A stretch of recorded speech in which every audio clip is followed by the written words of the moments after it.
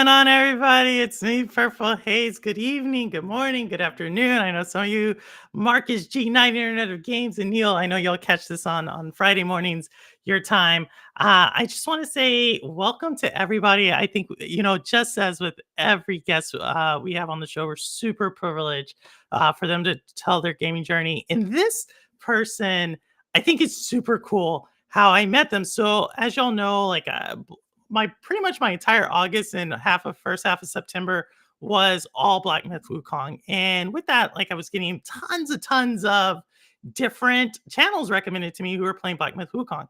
This person just stuck out. I was like, his vibe in his chat was pretty chill. He was like, we were kind of the same place in the game. We both had similar subscriber counts. We were both trying to get to that 500 mark. And I was just like, yo, I gotta bring this guy on the show. And then the more I found out about him, the more I was like, oh my goodness, y'all are in for such a treat. But I am going to let him kind of introduce himself. You all know how we do it. We tell our gaming journey, chat. You all are there. Make everybody feel warm and fuzzy and good and welcome as you always do. But without further ado, I want to bring in none other than the GunSurgeon. GunSurgeon, what's going on?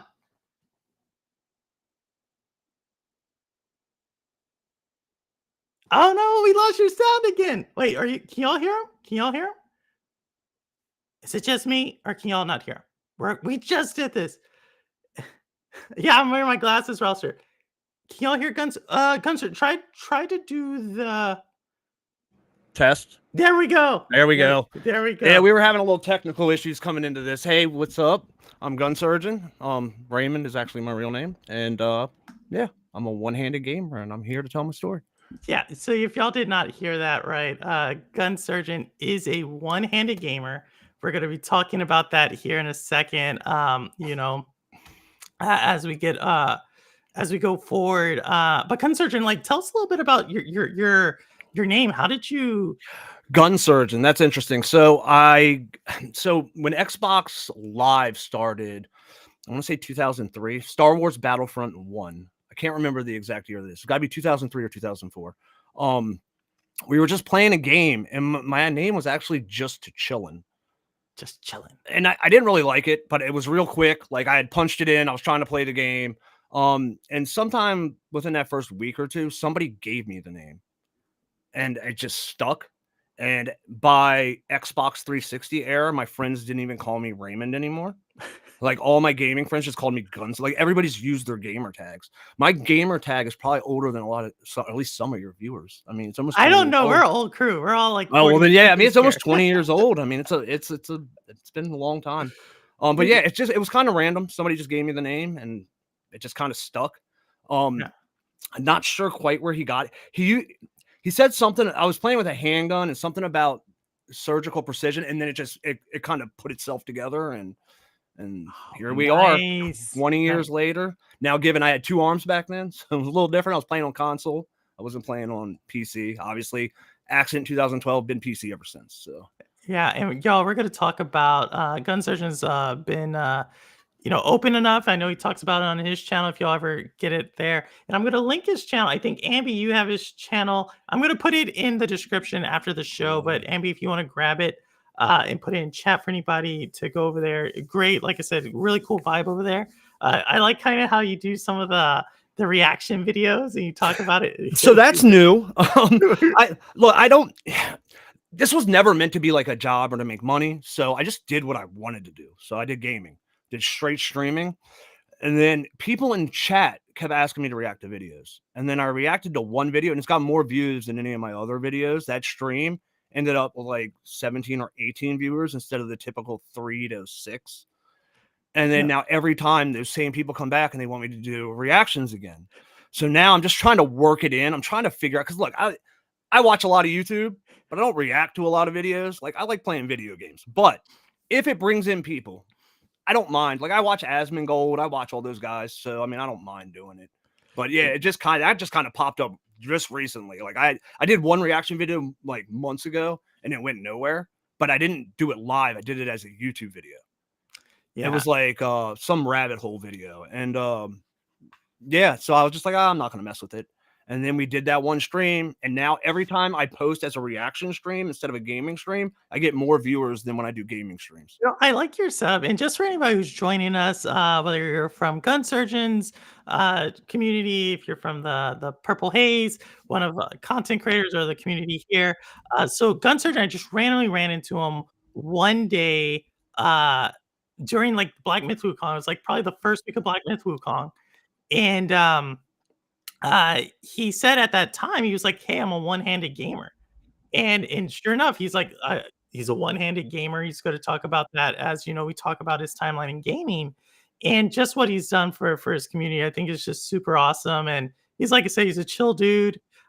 He's we were talking about some reaction stuff later on. Hey, Geek. Well, thank you, Geek. And I was like, no, wait, it says no mic for him. No mic for who? Geek or me? I don't know. It just says in chat. It says no mic for him. Ambi just posted it. Just you. Feels like it's been a while. Ambi Gun. Are you sure that's not new? Let's see. Oh, I'm looking at. Is it backwards on the chat on Restream? Restream, did you scroll all the way down? Oh, it's not auto scrolling. That's my fault. Okay, I'm like looking at. I'm like, I hope the mic's working. We really had technical issues. Like I'm on a backup camera right now. The Razer program did not like Restream, but yeah, no, we got it. We got it. So if you're here from my crew, there's a couple of you in here. Hit the like and subscribe button while you're here. Oh, thanks. And from my crew, definitely go check out GunSurgeon stuff. He does, like I say, he plays the games. He's got a pretty cool crew over there. Pretty chill chat if you ever want to stop by. But y'all know what we're here for. We tell people's gaming journey. So GunSurgeon, aka Raymond, aka Guns. I'm 45. This is gonna be a long story. Hey, he's a youngin' to us, y'all. I don't know. I don't even know where to start. I was so young when I started playing video games. 45. So let's go 1979. What are we, Atari? 1979 would have been pre-Atari. Atari was what, 82? Well, the most recent, most popular Atari. The 2600 was 82, I think. Right. I didn't know. Obviously, I was born in 79, so first gaming console would have been Atari 2600. All right. My dad had that. That would have been. I would have probably been 4 or 5. So I was pretty young. I vaguely remember it. I remember some of the games. Now, obviously, over the years, I've seen Atari games, and I've seen them now. But the actual memories of those games are very far and few. And for some reason, I remember a Commodore 64. I think one of my uncles had it, which was a crazy gaming console because it had like a keyboard. And the keyboard had normal keyboard keys and then other keys to go like directly to games. And it was an interesting system. So it started there. I mean, probably got my first real system in 87. Oh, so are we talking about NES right now? Yeah, so we would be at 8-bit NES, and that's where the real memories start. Okay, I mean, what is define real memories? Like what? Like Legend of Zelda. Legend of Zelda. First, y'all know, I gotta showcase that. Look at gotta showcase my little thing. Right. I was probably like 6 or 7 at the time, I guess. No, 7 or 8 at the time. And obviously wasn't great at video games. So my mom would try to help me and she wouldn't be able to help me. So we used the Nintendo That's a hard game to help. We used the Nintendo Power Hotline. I don't know how much money my mom paid, but there was multiple calls to that thing. Sorry. And then I got all the way to like the 4th dungeon and my mom erased my game by accident. On NES, it's not that's hard. my core first memory of gaming, like was playing Zelda, calling Nintendo Power, and then it accidentally getting deleted and I have to start it over. I don't even remember if I beat it back then. I mean, I know by the mid-90s I had beaten it, but I don't know exactly when. But that's the first memory is that, and then Gears of War. Or not Gears of War, Metal Gear. The first Metal Gear. The Metal Gear. So not Metal Gear Solid, y'all. Just Metal Gear 1. I just remember running around. You had the tanks and you had the key cards and you had to open the doors. And, you know, because of my accident, my memory is not nearly as good as it used to be. But that's my chorus, man. Like when I think back, if someone says think back to the beginning of your gaming journey, I don't really look at the Atari 2600. Like that started my liking of video games, but the Nintendo, like that cemented it. From there on out, from the Nintendo forward, I owned every gaming console except for the Neo Geo and the Super Famicom because I had a Super Nintendo. But I had Sega CD. So you were both. You had everything. I had everything. You name a console that came out between 1990 and 2000, I bought it. I remember buying the Sega CD from cutting grass. Like I was literally mowing lawns to Love try it. to pay for it. What part of the Um, country are you from? I'm trying to figure. I'm in Maryland, so I'm right Maryland. outside of DC. Okay. So, So, what was the gaming store back then? Did y'all have Funko Land or was it something else? Babbage's. I Babbage's. don't know if you remember that. I don't know if it was a store that was local to like just this area. They sold new games, no used. So this is before GameStop. So this had to be early 90s, so 90 to 93 or so. Okay. Because I remember in 96, I think Funko Land popped up Yeah, and 96. So, GameStop. like, I was a Kmart type. That's where I would get my games from back in the early, We had like, a Kmart here too, so obviously I don't really my parents bought me the games leading all the way up till, let's say, like middle school. So now you're talking like 92 or so, 93. Then I was cutting grass and buying my own games. So I remember Babbage's. Back then we had all the malls around here, so you could yeah. probably just go to any department store and get a gaming console. But yeah, that's what started it. I mean, I was a game. That's all I did. I went to school and played video games. Like my mom babysat, so I have two friends that I grew up with. They were both guys. Like we gamed together. They don't game as much anymore. All the way up to like Halo 3.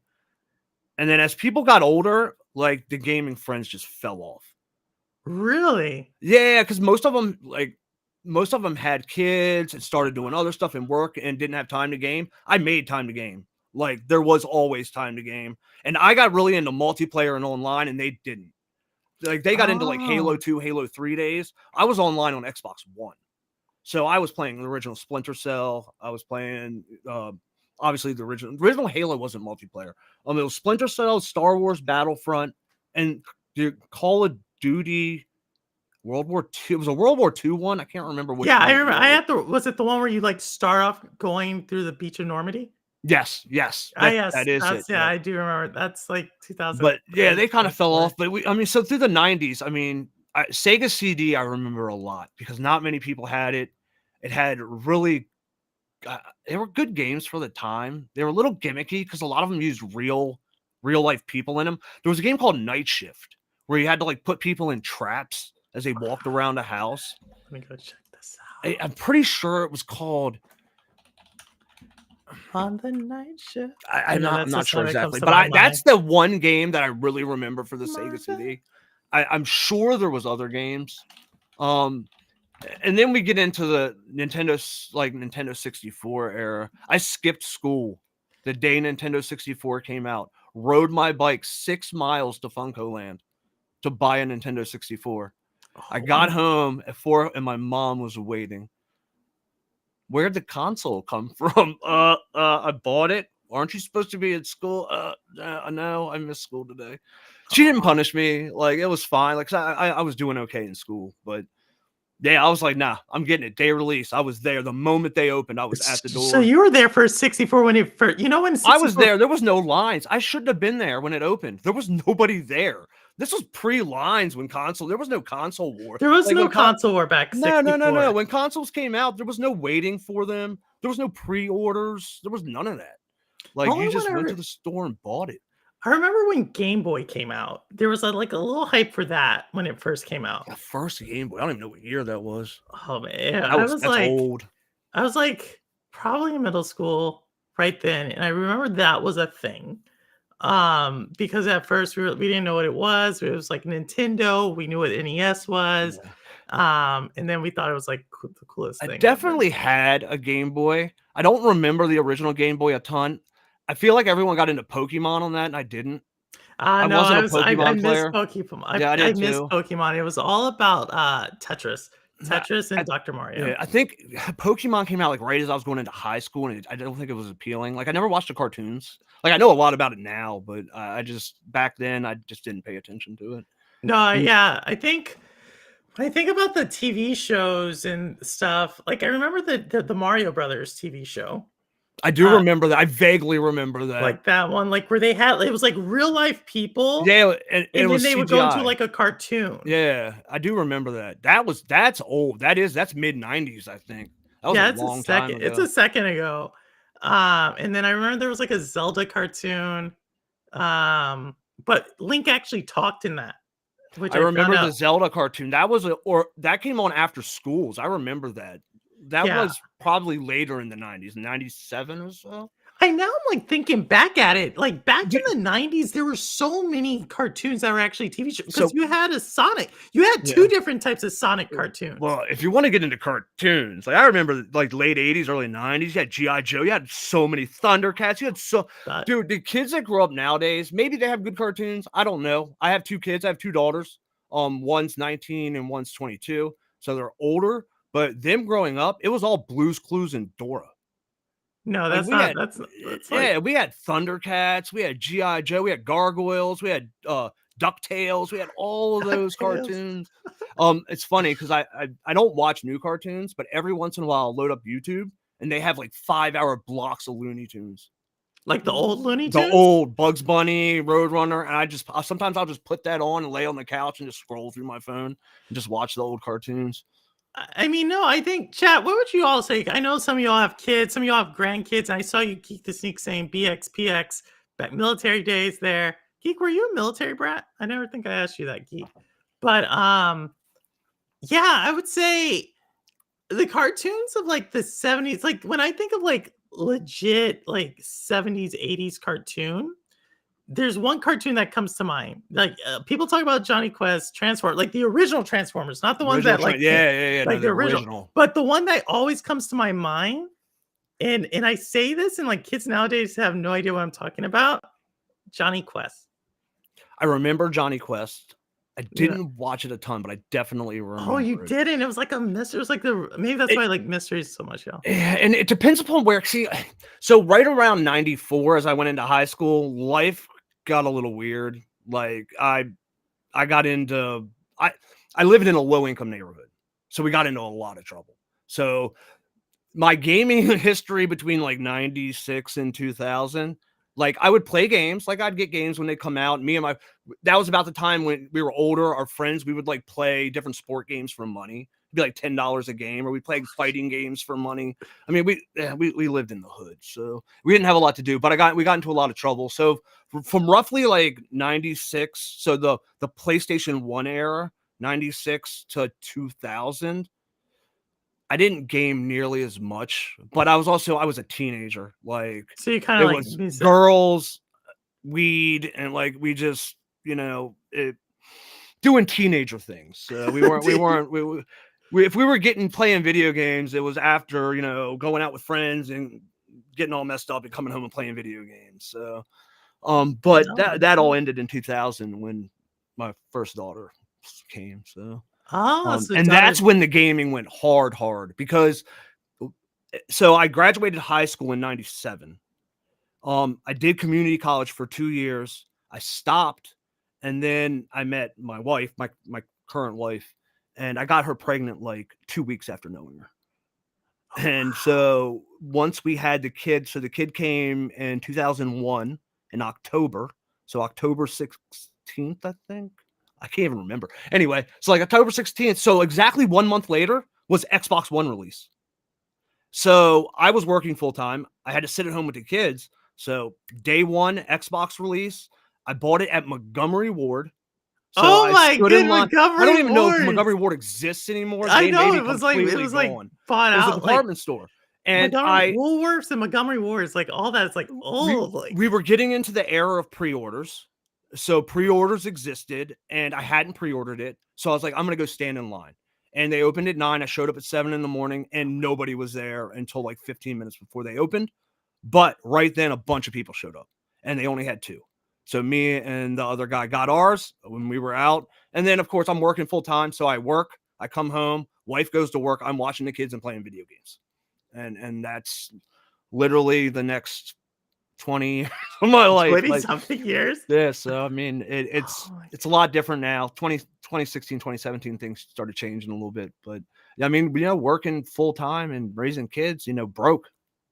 Now you're young. I mean, she was 18. I had just turned 21. So, I mean, there was no Wow. money, working full time and just trying to survive. So actually back then, I just, if there's any younger kids in here, like back then is way easier than now. I don't even see how fucking people do it now. What Like, work? No, because no, just the things money so that's so expensive. It's expensive. so Like, expensive. I mean, me and my wife make decent money, and the last 3 years has pushed us right up to, everything's just super expensive now. It's super expensive, and And wages have to inflation catch up. happened while we had a kid in college, so we paid college inflation as it was going up. So, yeah, but no, yeah. So I mean, that was 2001. So we got the Xbox, got Halo. Friends used to come over, play split screen Halo. Um, again, I had like 2 or 3 friends that we would game with. We would all come over and game, but there wasn't a whole lot of other friends, and he didn't have online yet. So it was kind of just playing single player stuff. And then I guess I can't remember if it was 2003, 2004, whenever Star Wars Battlefront released. I'm trying to look. Which one was that? All Oh, I remember is Battlefront 1 was the one. It was a shooter where you played as the droids, or remember they one. actually you can play it right now on. I'm pretty sure. I'm just trying to see what the release date was. 2004, September 21st. Mm, So that would have been that's the day I got Xbox Live. So, and that's really when, because before you would just play single player games. Now you would right. get all your friends. So now it was like come home from work, game till 2 a.m, get up at 4:45 for work and work all Oh, day. And that's intense. I lived off of like 5 hours of sleep. Well, we'll get into World of Warcraft for a long time, because World of Warcraft changed everything for me. Like that is when things got really deep. But that's 2004. And then you have Splinter Cell, and you're kind of just, you're kind of playing whatever. But the main multiplayer games I remember then were Call of Duty, Splinter Cell, and Star Wars Battlefront. I don't think there was a whole lot of other multiplayer games. I think there was No, a because few it wasn't a racing thing games, at the time. but yeah. But then 2 years later, you got Xbox 360. And Xbox 360, I knew like that point pre-reserves were a thing. We didn't. Well, I don't. I think they ran out of something happened. We couldn't get pre-orders. Me and one of my friends. So I went to Walmart layaway department. Layaway. 6 Let's a. But go. that's for some reason that's where they stuck everybody waiting for the Xboxes. They stuck us all into the Why would layaway they put you in department. layaway? Because I have layaway was no. all I about don't you think. would get it and put it there, put a down payment, pay it off, and then I eventually get it. don't think they knew what to do with all the people that showed up. So we got there at 6 a.m. Me and my friend are number 1 and number 2. By 11 a.m., we had like 20 people behind us. Now, given it doesn't come out till midnight, so we're there 16 hours before release. I sat in that layaway department for 16 hours that day. By the time it released that night, there was probably 50 people in line. And the entire time, these people had been there. A good portion of them had been there for more than 5 hours. But Walmart never said how many consoles they had. They had 6. So they We had had 50 y'all waiting just for 6 consoles. I want to point out, I don't live in a good neighborhood back then. So when we got our consoles, people were like, "We're gonna catch you out in the parking lot." We had a police come and escort us to our cars, all of us, all 6 of us, because the crowd had gotten so rambunctious because nobody told them. Like if somebody had said, "Hey, there's 6 consoles, everybody Yeah. else needs to leave," I don't think anybody would have been mad. But you No, make but them you people spend all sit that there. time.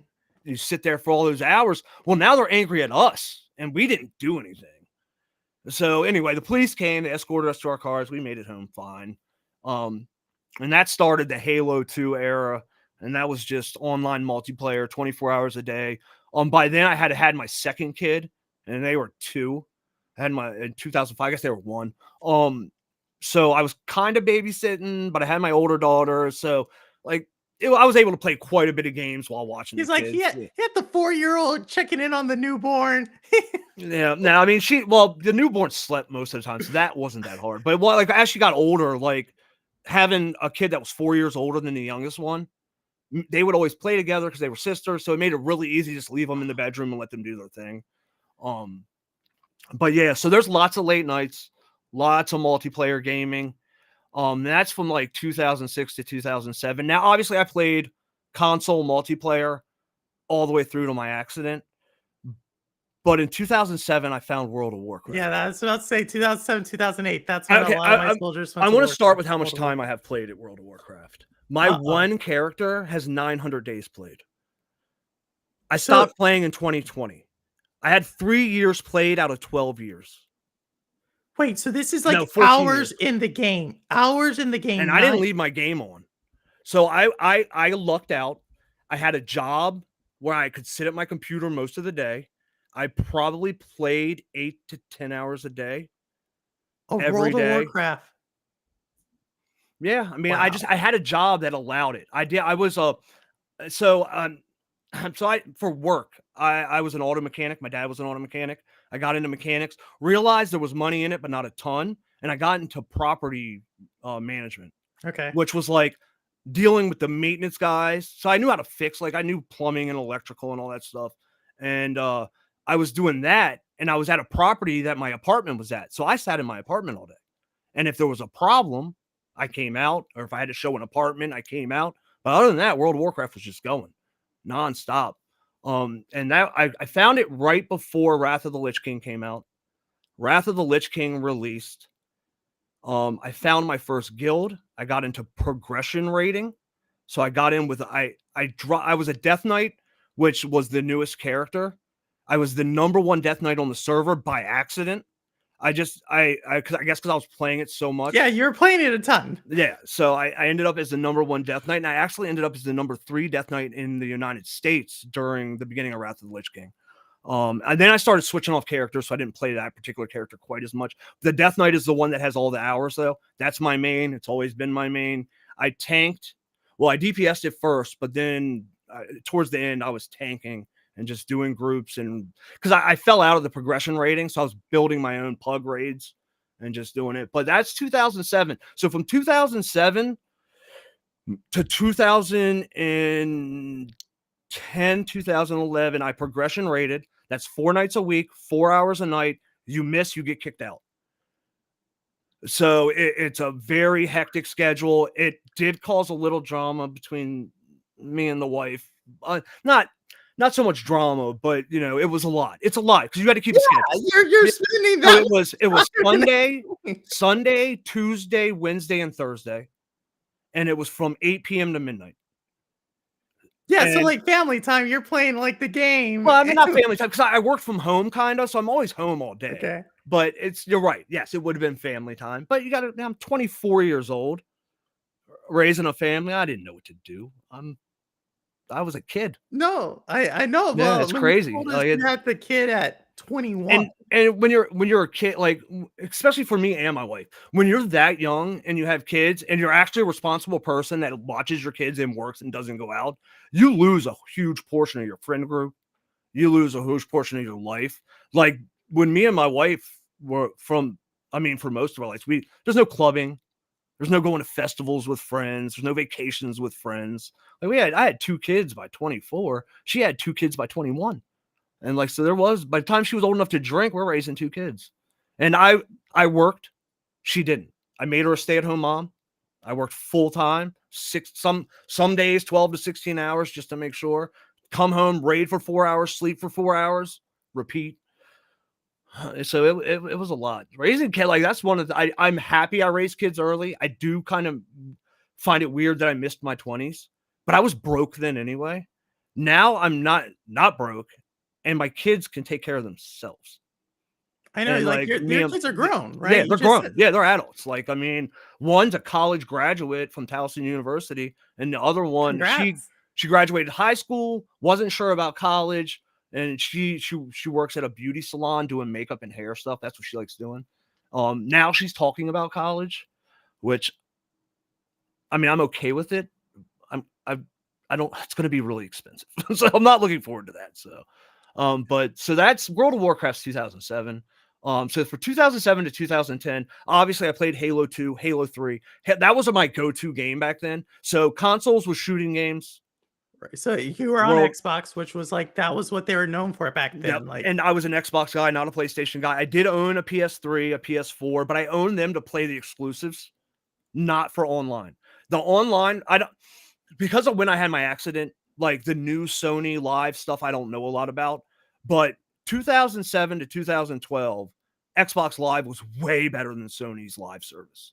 I mean, obviously you were paying for it. It wasn't free, but it was done up really nice. You had all the apps, the games, like the PlayStation, like it felt like you were like on an Android thing trying to like open a web browser. Like it was weird, especially on PS3. It was really weird online service. But yeah, it was pretty much just shooting games in World of Warcraft. Pretty much up until my accident, like because I only really played shooting games on console after that.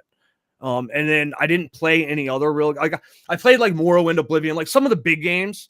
But as for like filling in the time, World of Warcraft, it filled in all the time. And you know, God, let's see. So that's all the way up. That's right. Going to go right up to my accident, pretty much. And obviously all the Call of Duties, like I played all of those.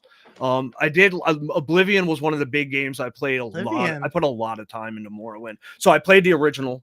I played the original Morrowind whenever it came, 2002 or 2003, whenever it came out.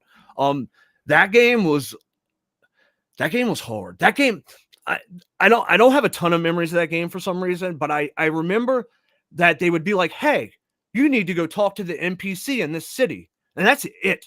Ain't no arrows, ain't no markers. None of the buildings are marked. You don't know where anybody is. And I remember searching for one NPC for what felt like days. And that's my core memory of Morrowind. Yeah, my first start in Elder Scrolls. And then Oblivion. Skyrim came right after my accident, so I ended up playing it later. But yeah, I played through all of those. And then, yeah, mainly shooting games and World of Warcraft. I was running a guild when I had my accident. They thought I died because I didn't come back. I didn't come back for a long time. So I think that's a good. I mean, if you're just joining us, we're talking to GunSurgeon, someone who just through like the random algorithm, we were both like around the same level, same place in Black Myth Wukong. I think we were like at the same boss. That's what I was. Not only that, we were at the same sub count. Because we were like right there. We were both getting ready to cross 500. Right. Like you were a couple underneath, and I was trying to push to get it across. Thankfully, the reaction videos put it across. No, you're doing awesome. You're doing awesome. That damn reaction. The reaction video brought in 32 new subs. Yeah, look, I'm thinking like, hey, maybe I should. Right? I mean, I never. Like, I watch a reaction video to a reaction video. I watch a lot of Asmongold. Like that's my like. I don't know, when I want to turn my brain off and just watch, Asmongold is what I watch, and his reaction videos.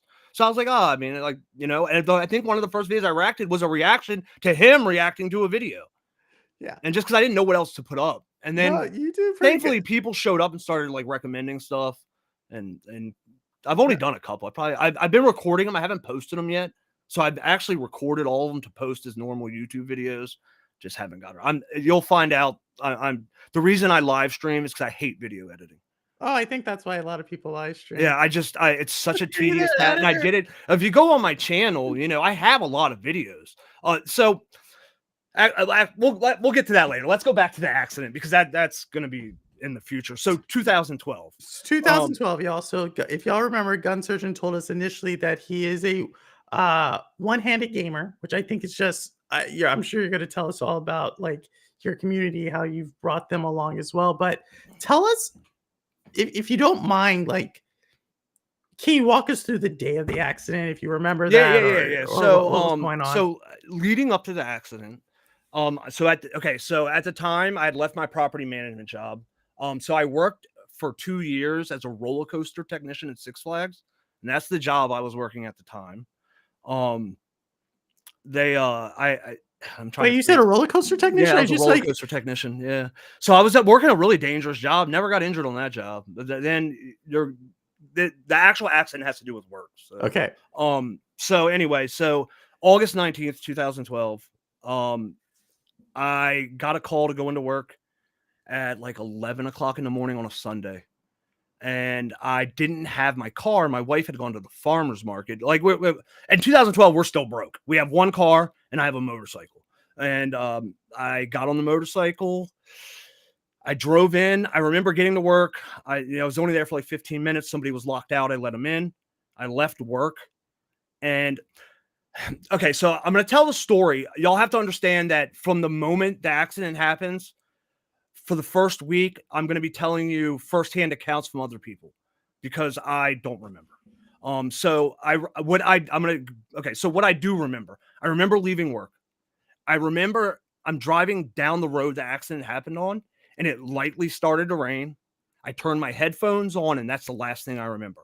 Exactly 1 mile later, I had my accident. So, I told you I don't get triggered by this. If I get a little emotional during this, but I tell it all the time. So, so so I 1 mile before, I remember closing my visor, turning my headphones on for my music, and that's the last thing I remember. Um, I woke up a week later. I go to cross an intersection, and an 84-year-old man with his wife in a minivan make a left turn on a red light. I didn't even hit the brakes. From what I've gathered, I didn't hit the brakes, so it must have happened right in front of me. I flew off the motorcycle. I have pictures. I mean, I'm willing to show them. I don't know. It's up to it's up to you. It's up to the people watching because I don't want to trigger anybody with the photos. Can I share screens on this? If you want, I think you can. Do you see the share screen down there? Let me just see if it works real quick. Ooh, window. Let's go entire screen. Let's go with this screen. Okay, here Does it that is. work? And I can. Don't show it yet. I'll pull it up. Just give me 1 second. So anyway, so I remember. That's the last thing I remember. I crossed the intersection. I'm just trying to I'm trying to find the file real quick. No worries. I crossed the intersection. He pulls out in front of me. I T-bone him right around his front door. I fly off the bike through the passenger side window, land inside the car with them. So thankfully, no road rash. So no asphalt scraping or anything like that. Sadly, I didn't really get into my private life. I used to race motorcycles. So from 2007 to 2009, I raced Wera, which was like motorcycle racing. So when I rode on the street, I usually wore full gear. That day, because I was going to work and coming right home, no gear. Tennis shoes, t-shirt, and nothing. No gloves, nothing. Helmet, obviously. But so I T-bone him, fly into the car. I don't remember a whole lot. I don't remember any of it. I don't know a whole lot of what happened after that. Where is the damn camera roll at? Found it. There it is. Accident.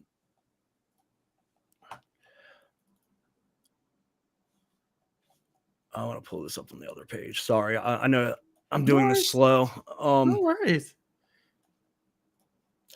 So I flew off. I flew over my handlebars. Both of my legs caught the handlebars. When my legs caught the handlebars, it broke both of my legs. I flew through the window. Apparently, my right shoulder hit the A-pillar. The A-pillar is the metal piece that runs between your windshield and your door that runs up to your roof. I caught that with my shoulder. So when I caught that with my shoulder goes down, my neck goes this way, and it rips all the nerves out of my spine.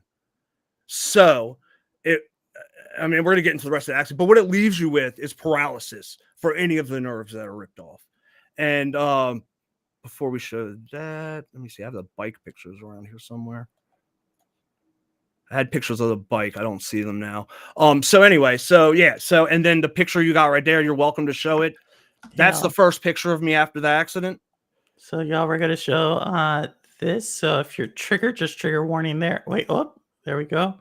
So that's picture one. That's me right after the accident. I think there's a better one. Let me see. You can unshare it for a second. I'll try to pull up. It's going to pull up a file with a bunch of pictures in it.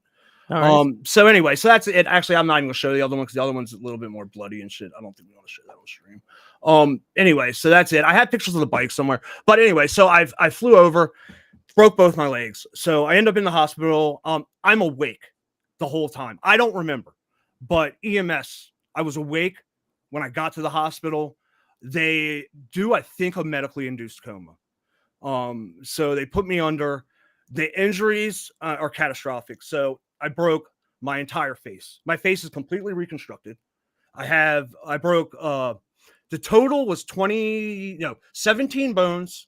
So it was top 2 ribs on both sides, bottom jaw in 3 places. That's why my teeth are all jacked. I'm getting implants right now. My top jaw was broken in one place. Both of my eye sockets broke. My sinus cavity broke. It's funny because when I go through the airport, I have 26 screws and 5 Weird. metal plates in my face. So I have 2 plates here. I have a plate here. I have a plate here. I have a plate here, and then screws everywhere holding those plates in. So they did a good job. So you can't really see it, but the scars from facial reconstruction are in my eyebrows and in the inside of my lip. Wow. So, obviously the broken jaw, it destroyed my. Actually, it wasn't too bad. My teeth weren't broken or anything, but the jaw had broken. When the jaw healed, everything was crooked. So, like 2 years ago, we started the implant process to fix all that. It took a while to get the money together because that shit's expensive. So anyway, so that's the accident. Broke both of my kneecaps, broke my right femur. I have a titanium rod in my right femur. Top 2 ribs on each side. The rest was pretty much in the face. Ripped all the nerves out, punctured both of my lungs from the ribs. So I was on breathing tubes, had a feeding tube. So I'm gonna get into some vague memories because the hospital is pretty vague for me. So that's the 19th. The 23rd, I think I wake up. My mouth's wired shut. I can't talk. They have a piece of paper. All I can do is point at letters. Only person there is my wife. Thankfully, she was there when I woke up. I vaguely remember pointing at some letters, and then I don't remember nothing for another 2 days. That day, I remember waking up, and my best friend was there. And my best friend had crashed his motorcycle earlier that summer. And for some reason, now I want y'all to understand, I was on fentanyl at the time. When I woke up, the first thing I said to him was, "I win." I don't know why. I have no idea why. I think I was comparing our crashes. Look, we're guys, we're competitive. Like I don't know, but that is literally the first thing I said through my wired jaw, and it wasn't loud. It was like, but he understood it, and he laughed, and I don't remember anything until they moved me to the burn ward, which was like a week later. So are you burned as well? No, that's where I don't know why they put motorcycle accident people on the burn ward for some reason. So I ended up at MedStar Hospital in Washington, D.C., which is thankfully okay. Just let's rewind real quick. So I rip all the nerves out of my spine. I have a scar. It's kind of hard to see right here. The one thing that I did end up with a gash right here because my windscreen from the bike went into my neck. I also, when that happened and the neck went this way, I ruptured my vertebral artery. The medic that was there that day, now I'm going off of secondhand accounts and what people told me and doctors told me. They said he must have been a combat medic because he stuck his finger inside my neck. He recognized the bulge back there and did something. And he said, they told me that's the reason I didn't have a stroke. They said when you rupture your vertebral artery, stroke is almost 100% guaranteed. And I didn't stroke out. So I have a coil that goes all the way up the inside of my spine, inside the artery, that rebuilds the integrity of the artery. Now I was asleep for all this stuff. I don't feel it. I don't know it's there. But I know when I go to get MRIs now, they have to like get the paperwork for it to show that it's like non-ferrous metal and all that stuff. So I wake up on the burn ward, and that I'm still wired shut. I figured out how to talk with the wired shut mouth. Liquid diet only. I'm in the hospital till October, so 6 weeks. Then they moved me to NRH, National Rehabilitation Center. So there's another 4 weeks there learning how to walk again, learning just everything. Like, I mean, everything had to be relearned. I was in a lot of pain. I guess I should get into that.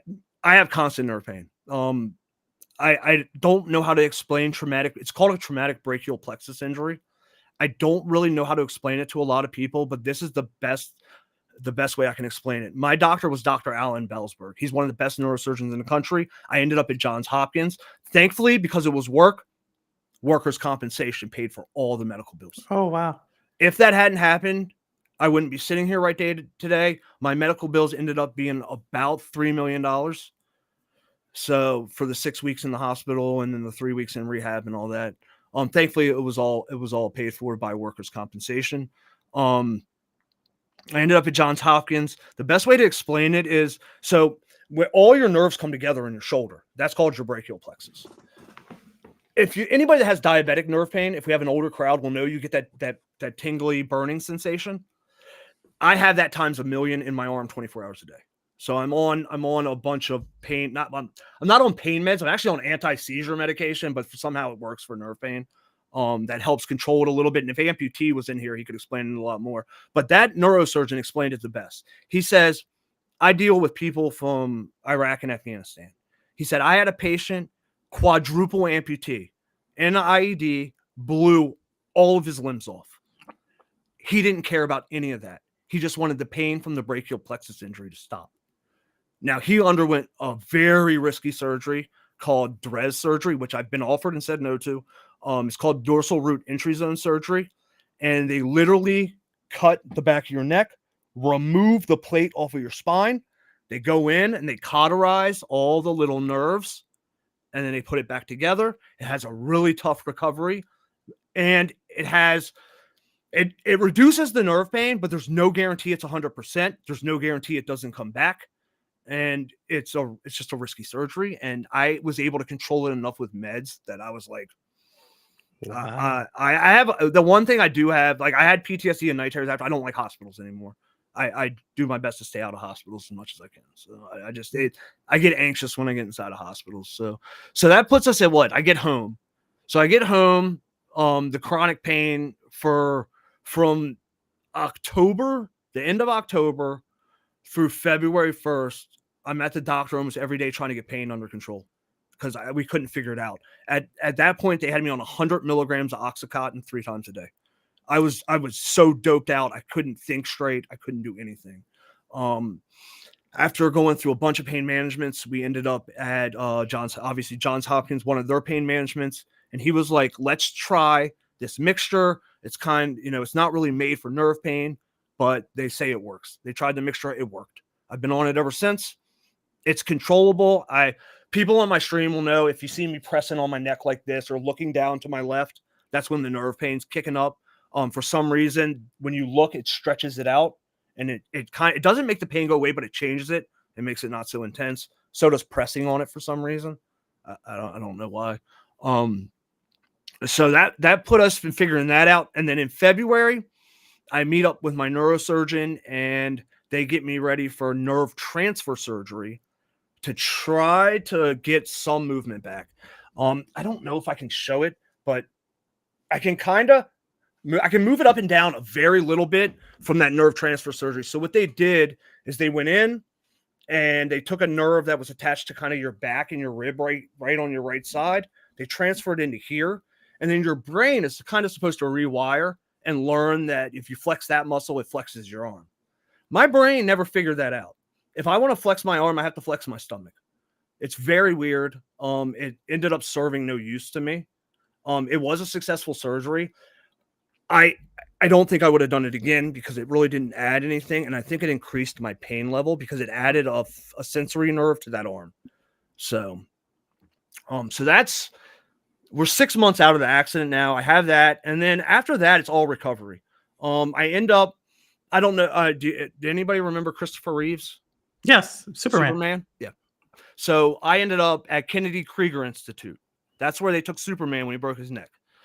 I convinced my lawyer to convince workers' comp to pay for it. It was roughly $20,000 a month. I have no idea how they convinced workers' comp to pay for it. But if any of y'all ever end up on workers' comp, don't let them tell you can't have shit. You get a damn lawyer and you go get your whatever you want. They're pretty much stuck paying for it. So I ended up there. That place, first off, it will humble you. It is all kids. It is all kids that are in robotic wheelchairs with ventilators. And I think it helped me realize that, hey, you got a fucked up situation, but it could be worse. It could be a lot worse. Like some of these kids I was looking at that day probably aren't here anymore. Like, I mean, so it that humbled me, kind of brought me down to earth a little bit with my accident, and it kind of helped depression a little bit. Like, hey, okay, they can get through this, we can get through this. And so I was there for about a year and a half. It came out to about $400,000 for that treatment. And I mean, it helped. Like, we rebuilt a lot of my muscle. Like, I had lost from atrophying from sitting still. I'd lost a lot of muscle tone. I had lost a lot of weight. When I had my accident, I was about 200 pounds. When I was in that therapy, I was about 140 pounds. Wow. Yeah, I had gone down to nothing because I couldn't eat. The medication was making it so I wasn't hungry. And then that's kind of it. I mean, I did that treatment and I was super depressed. I couldn't play video games. I couldn't figure out how to one-hand a controller. I thought I was never going to play World of War. I was upset. Like, I couldn't figure it out. I was like, how the hell am I going to do this? I was like, I can't not play video games. So obviously the main game I wanted to play was World of Warcraft. And I thinking in my head, I was like, if I can play World of Warcraft and I never have to play anything else ever again, I'm okay with that. I can deal with that. And I found this device. This is a left-handed gamepad made by Razer. So what this allowed me to do was use this for movement in World of Warcraft. Actually, I hope this doesn't do anything. It's hooked up right now. It did. Hold on. Shit. So I found this. This allowed me to put all my action buttons on this. I could do the movement on this. It did make, so there's a thing called keyboard turning in World of Warcraft, which people frown upon.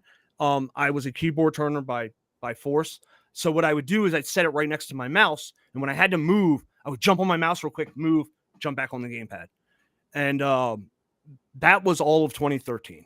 There was no other way to play. So when I think back a lot of my life, I go in, this is an Asmongold thing. I go by expansions in World of Warcraft because it makes it easy. So like, if you were like, well, what were you doing during Mist? I could tell you what I was doing during Mist of Pandaria. I can tell you what I was doing during Warlords of Draenor.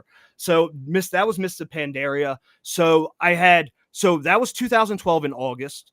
In 2013, like April is when I found this device and was the first time I had talked to my guild. And they had never heard you just dropped off. They kept going. The co-guild leader kept it going. They left me as guild leader. They just kept on trucking along. And I was raid lead. He picked up raid lead. And when I came back, like, because it wasn't like I told my wife to go talk to my guild. My brain wasn't like, hey, I should go tell my guild. I was just out of it at the time. Yeah, I came back and they were like, hey, we thought you were dead. Where did you go? And then I had to explain it all. And then, I started raiding again. I became very proficient at World of Warcraft with this setup. And then Razer announced the left-handed Naga, and that changed everything. Now, they had a right-handed Naga then, so if you were right-handed, if I was right-handed, I could have figured out how to play games one-handed a lot earlier. So this would have been mid-2014. I got this device, and I was like, hey, now I got all these buttons on my thumb. How am I going to do this? So what I figured out is the bottom 6 buttons, think of it as WASD, so your movement, except on the left and right, each 2 buttons is, so like if you had to roll your thumb left to right, so both of these buttons would be A, both of these buttons would be S. So forward, backwards, oh, that's not high enough. It'd be forward, backwards, roll thumb. Both of those buttons go one direction. Both of those go button next. So what essentially as I did is I created a D-pad. And on your mouse. To this day, that's my movement for every game you see me play. Wow. And so everything's on the mouse. A lot of people in my chat will tell you that when we play a new game, there's a learning curve of stop, map buttons, figure out what works. New ability, remap buttons, figure out what works. So like, it's funny because I'm playing through Neo 2 right now, which I thought was just going to be like a Souls game. It is an extremely difficult game. Extremely difficult. Yeah, I'm watching y'all play that. And an extremely difficult move set. Lots of buttons. So this game has been one of the biggest challenges on how can I map everything on one device. And what I'm doing, well, the game does it itself, but what I found is the shift modifier works. The other thing I didn't tell y'all is 2014 is also the year these came out. These are called Stinky Foot Pedals. I don't know where they got that name from. They are a Canadian company. They made these for about 2 years. You cannot buy them anymore. If I lose these, I will cry. I promise you that. If anything ever happens to these. I have one on each foot. This is 4 buttons. It just uses a little program. Thankfully, the program has, you can't download the program anymore, so I have a USB with just that program on it. Um, so that gives me 8 buttons at my foot, and then it gives me all the buttons that are on the mouse. So like what we have found from gaming a lot is to um try to map your buttons the same every time. So if I Okay. play a shooting game, right on my right foot is always reload. Top of my right foot is always jump. My left foot top is always shift for sprint. Left is always grenade. So what I do between shooting games is try to keep, because muscle memory is everything in video games. So you want everything similar. So same thing with Souls game. Even when I'm playing different Souls games, I have to map everything very similar to how like it's mapped on other games. Or we end up with a problem like Wukong and Neo, where my muscle memory is not there because I'm not used to the controls, and it takes a while to build the muscle memory. But my chat will tell you usually after a couple days, we're rolling. So that's how I game. That's my setup. That has been my setup since 2014. Nothing has changed in the setup. 2 pedals, Razer Naga mouse. I use the tournament pad occasionally. Like if I'm playing Grand Theft Auto, I'll set it to the side because a thumbstick feels better for driving and stuff. But other than that, that's literally how I game. And that's 2014. I figured that out. And from there, like we're off to the races. So I just want to say, like, first off, like, just which you're kind of skipping over, but you can just tell like the kind of guy you are. I mean, for one, you made it through this traumatic accident, which it seems like you were thrown into a car, thankfully, versus like actually thrown over and getting or Kind of thankfully. The blunt force trauma may not have happened if I had hit the pavement. I may have lost a lot of skin. I was only on a road that was 40 miles an hour though. okay, so you may So, have been, it may not have been so this. it's hit or miss. Like, so look, I mean, I rode motorcycles for a long time. It's a tough hobby. From 2000, I started riding really, really hard. I got my license in 2002. Up until 2006, I'd kind of just rode casually. 2006, I got into racing. I used to go to track days, would get into racing. Um, the problem with this is when we were going from track to street, is you got friends that like racing, you lose friends. So we average maybe 2 to 3 people out of our group every summer. What? Look, around here at least, if you have a big group of motorcycle riders, you lose people constantly. I lost 2 friends last summer that still ride. Like you just one dude named Armani, a cop rear-ended him trying to pull him over. He ran. And trying to pull him over, hit his back wheel, threw him off. He hit a curb and killed him. And that's what I was about to say. Blunt force trauma sucks when hitting a car, and I can be like hitting the asphalt would be better, but curbs are the #1 killer. Like if you slide on the asphalt and hit a curb, it breaks everything. Like necks, backs, like, and people don't realize that. It's like it. Yeah, I'm not gonna sit here and act like the good guy. That's us, crazy motorcycle drivers swerving at high speeds. The good news is that I'm a little more chill about it. I would do it at night when there aren't cars around. I'm not the guy splitting lanes at 100 miles an hour in traffic. That was never me. My friend that was just hit that was him. Like Armani. he was just a rider. But I mean, we would lose. So you're used to losing people. Like it's just becomes 1 or 2 funerals every summer. Wow. And like they're not like super close friends because when you get into motorcycle groups, they're big groups, 20 or 30 people that all ride together, and they all are casual acquaintances. But still, damn, I knew that dude for 2 years and now he's not here anymore. So motorcycling's rough. The main thing I tell everybody is if you like going fast on a motorcycle, keep it on the track. Take it to the fucking track. Not because I don't think you can race, not because I don't think you can swerve in and out of cars, because I think one day you're gonna crash. It's gonna happen. You're not gonna make it through riding a motorcycle your whole life and not crash. And then the question comes is, was that crash at 30 miles an hour or at 100 miles an hour? I don't want to get too graphic on here. I mean, the motorcycle thing can get graphic. I watched somebody get split in half by a guardrail. Like, whoosh, that actually gets me more upset than even thinking about my accident. That was horrible to watch. Like oh my God. So now that I look back on it, I'm like, what the fuck was I doing? But I mean, you would lose a lot of people, man. And like, I live around the DMV. It's super crowded. There's lots of cars. This area, everybody's go, go, go, go, go. Nobody cares what's going on around them. There's lots of accidents around here. Like it's just it's DC. It's all government workers. Everybody's in a hurry. Like, so around here, we lost lots of people. But yeah, so I look back on it now and I wonder why, after watching all that stuff, I was still riding, but I loved it, I guess. So, Yeah. I tried to get back on a motorcycle after the accident. I told my wife, I was like, I found a guy on YouTube. This would have been right around when I found gaming again, and I started really getting into watching YouTube and getting on YouTube. And he has missing his right arm and his right leg, and still races on the track on a motorcycle. So, and he had directions on how to move everything to your left side. So I told my wife, I was like, hey, and she looked at me and she said, if you buy another motorcycle, she's like, I'm taking the kids and I'm out. And I was like, okay, I guess we're not doing that then. I mean, I love my kids and my wife, so I immediately just deaded it in the water. And that was kind of the end of motorcycles. I mean, I still have my dad's motorcycle in my garage. I've never ridden it. My dad died in 2007 of pancreatic cancer. He was a Harley rider. I've had his Harley ever since. I've never ridden it.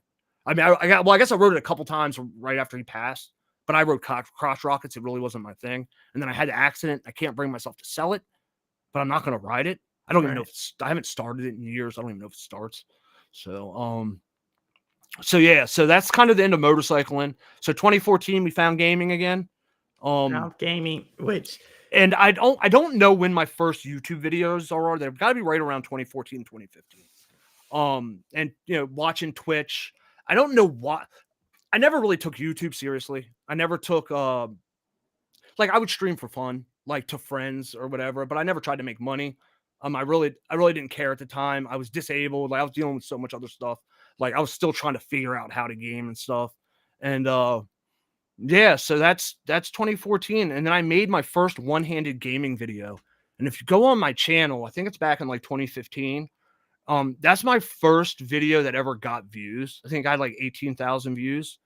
And it was one of the first videos I'd ever posted. But what had happened was Min Ling, the guy that owns Razer, had retweeted it. And that started a conversation between me and him. And to this day, I can direct message him and he'll still respond to me. And we'll get a little more into him later because actually he comes back into the picture. But he reposted that tweet. I really got into building PCs. That's when I got into like learning how to build PCs. I was watching Linus Tech Tips, Jay's 2 cents. Like, now I build custom water cooled PCs for other people. Like, so that was pretty much it. It was video games. So at this point, I'm on workers' comp. I'm stuck at home. I can't work. They won't let me. I'm recovering. So I have nothing to do. My kids at this point, one's in middle school, one's in high school. Or no, I guess one was in the end of elementary school and one was middle school going into high school. So I had all day just to play video games, hang out with friends in Discord, like, and that's just what I did. I made a lot of really good friends. I don't know, like, I don't know if any of your users know the PKA podcast, but I'm really good friends with Woody and FPS Kyle and them from the PKA podcast. I played a lot of games with them back then. It was funny because I used to watch their podcast and they used to have this meet and greet where like you paid like $50 Patreon. So like one day I was like, all right, I'll do it. I was the only one there. For like the first 2 months, every weekend, it was me and them. So instead of sitting there talking, we'd play video games and stuff. And obviously I was paying for it. But eventually I just stopped paying for it and we just still talk. So anyway, I got in really good with those guys. So that was kind of my thing. I would play games with them. And like, we had a bunch of people from their podcast that would come in, or I guess it is a podcast, would come in and play games. And that would have been like 2015, 2016. Discord had just come out. So Discord is like the wild, wild west. There's all kinds of, dude, I can tell you, I found some servers back then that definitely aren't allowed anymore today. Like, there was some wild server because there was no moderation of the servers. Yeah, 2015, 2016, Discord is like, dude, like you had to watch. you actually had to watch what you joined, because you could join something you don't want to be in. Like, there was a lot of very weird channels back then. But anyway, so I got really into Discord. I was in the PKA Discord, so I became friends. I guess because they had talked about me on the show, a lot of the people in that Discord would talk to me and hang out with me. And then, like, I built a really good friend group, and that's 10 years ago. I'm still 9 years ago. I'm still friends with a lot of those people today. And most of those people, I was in my 30s. Most of those people were probably late teens, early 20s, and now they're in their 30s. Like, one of them's a professional magician, like literally doing shows, like big show. Like, his name's Blaze Sierra. Like, but like, it's weird to watch everybody grow up, like, because Yeah. they've all turned into like really great people. Like, a lot of them were trolls back then, but they've turned out to be really great people. So that's like 2015. So at that point, I made that first one-handed gaming video, and he retweeted it. So a lot of one-handed gamers found it. And that's when I started getting messages. And I just started explaining to people how to do it. I would get people that would message me and say, hey, can you show me? Because a lot of people would watch the video. They wouldn't have the same equipment. So can't, like, back then there was some other foot pedals you could buy. So I would help them find other foot pedals and help them get set up, show them like how to map the buttons, like explain like the muscle memory thing where you want to keep all the buttons the same between games, or it takes your brain a while to relearn. And I want to say I've taught probably over 500 veterans how to play one-handed. Like, I get a lot of vets message me. So I think that's like actually like, obviously accident recovering, but I think this is like where obviously you try to find the silver lining in everything, right? You have to in life. Well, as the silver lining's coming. So, okay. Well, I do want to talk to just so chat, obviously GunSurgeon here, one-handed gamer, traumatic accident, incredible recovery, still wants a game, kind of had to teach himself with what was out there. He did not have there was zero. nothing out there. But for him, obviously people see what he's doing, to the fact that what you had to say to do a shooter, to do Black Myth Wukong with one hand, I don't care what type of setup you have, is something else. And but then to just pass that on, like some of the lessons that you learned along the way to teach them, is what I figured out is gaming was great for depression. It can cure, like, once I figured out how to one-handed game, I obviously I still have ups and downs. I have good days and bad days. I mean, dealing with pain and stuff, but I was in a very dark place for 2012 to 2015. Even though I was gaming around 2014, I was still just getting into it. I was still in a really dark place, like, Slewer. I don't want to say it because I don't know if YouTube was Slewer side came up quite a bit. I don't know why I call it sewer slide, but that's what I saw somebody else call it on YouTube, and apparently they don't, check you for it. So that was a big thing. Like, thankfully wife talked me down quite a few times. I mean, so it was a rough, but there was silver linings. Workers' comp was one of them. It made it so I could still take care of my family. I was still collecting a paycheck every day. The silver linings coming. So, so that was 2015.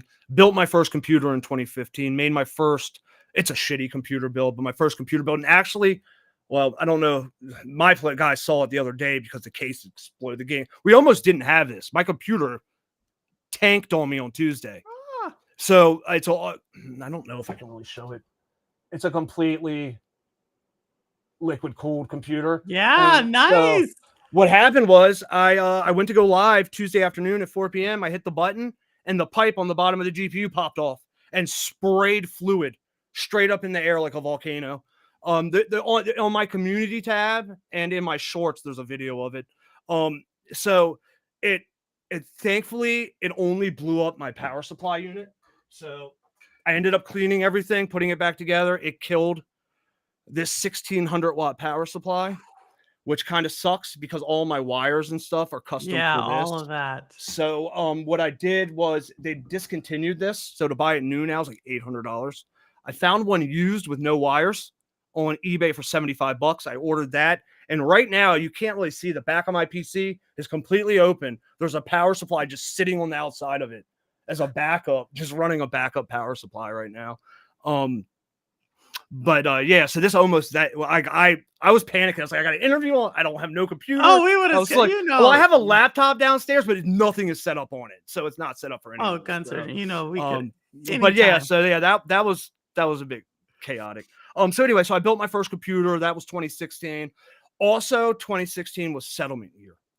I settled with workers' comp, which ended up being a double-edged sword, kinda, because like I'm paying for dental work right now that they should have paid for. But so we settled. We settled with workers' comp and with the driver. The driver had insurance, but he had the state minimum. So for losing my arm in my entire accident, I got 30 grand. So if you had this accident and there was no workers' comp, that was your payout. That's it. 30 grand and that's it. So did they find that he was at fault? Oh yeah, he ran a red light. He ran the red Yeah, light. yeah, there was witnesses that said he ran red light. He was at fault, but the problem is that when people carry state minimums for insurance, and I'm not gonna lie, I probably carry state minimums too because I just get whatever the insurance company gives me. But it makes it so they'll pay out to a certain amount. Well, the amount's $30,000 payout, $60,000 in medical. That's it. It was $3 million in medical bills. So the lawyer said, well, look, he said he's 84 years old.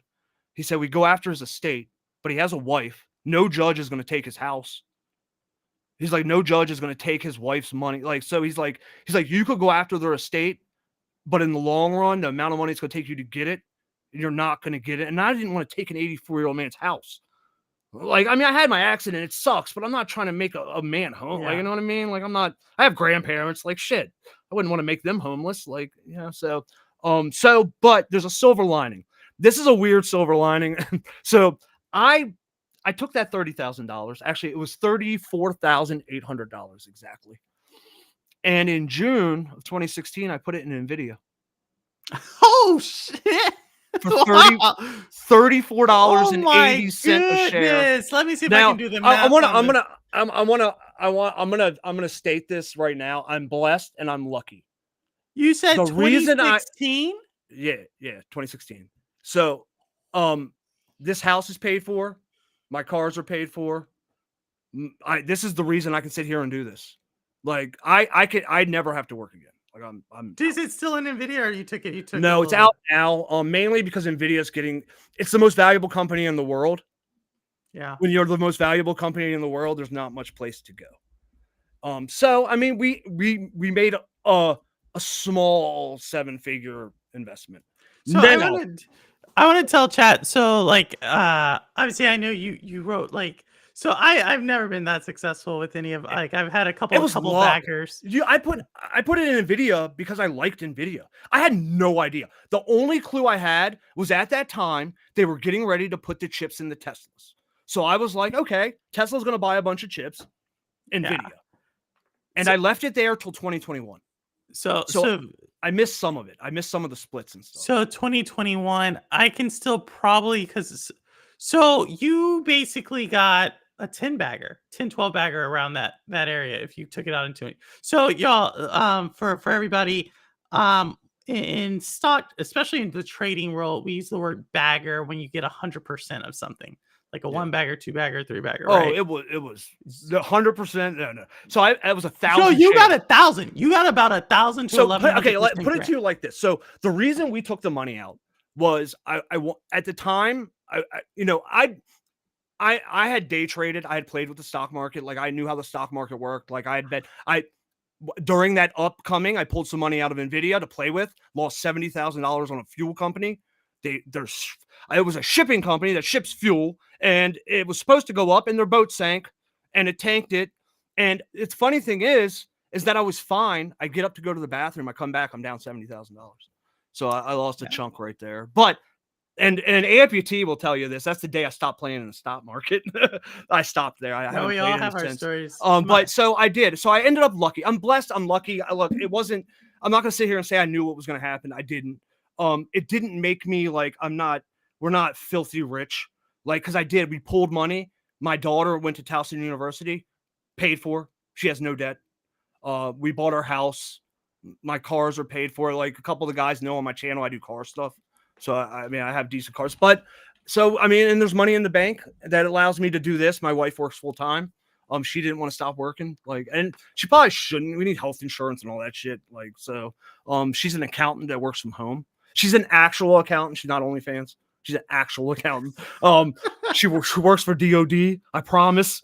But yeah, so she works full time, and she's given me in 2022. I told her, I was flipping houses and stuff then just to make a little money on the side. Actually, you can see all the Legos behind me. I run a Lego eBay store on the side too. I do that for fun. I buy Legos, wait 2 years for them to retire, and sell them for twice as much as I paid for I them. should have came to you for my I've been looking for the Ghostbusters Lego set. Like I have it sitting right there. I love I You want to miss see it? I have it sitting right there. of course. I mean, I'm a huge Ghostbusters fan.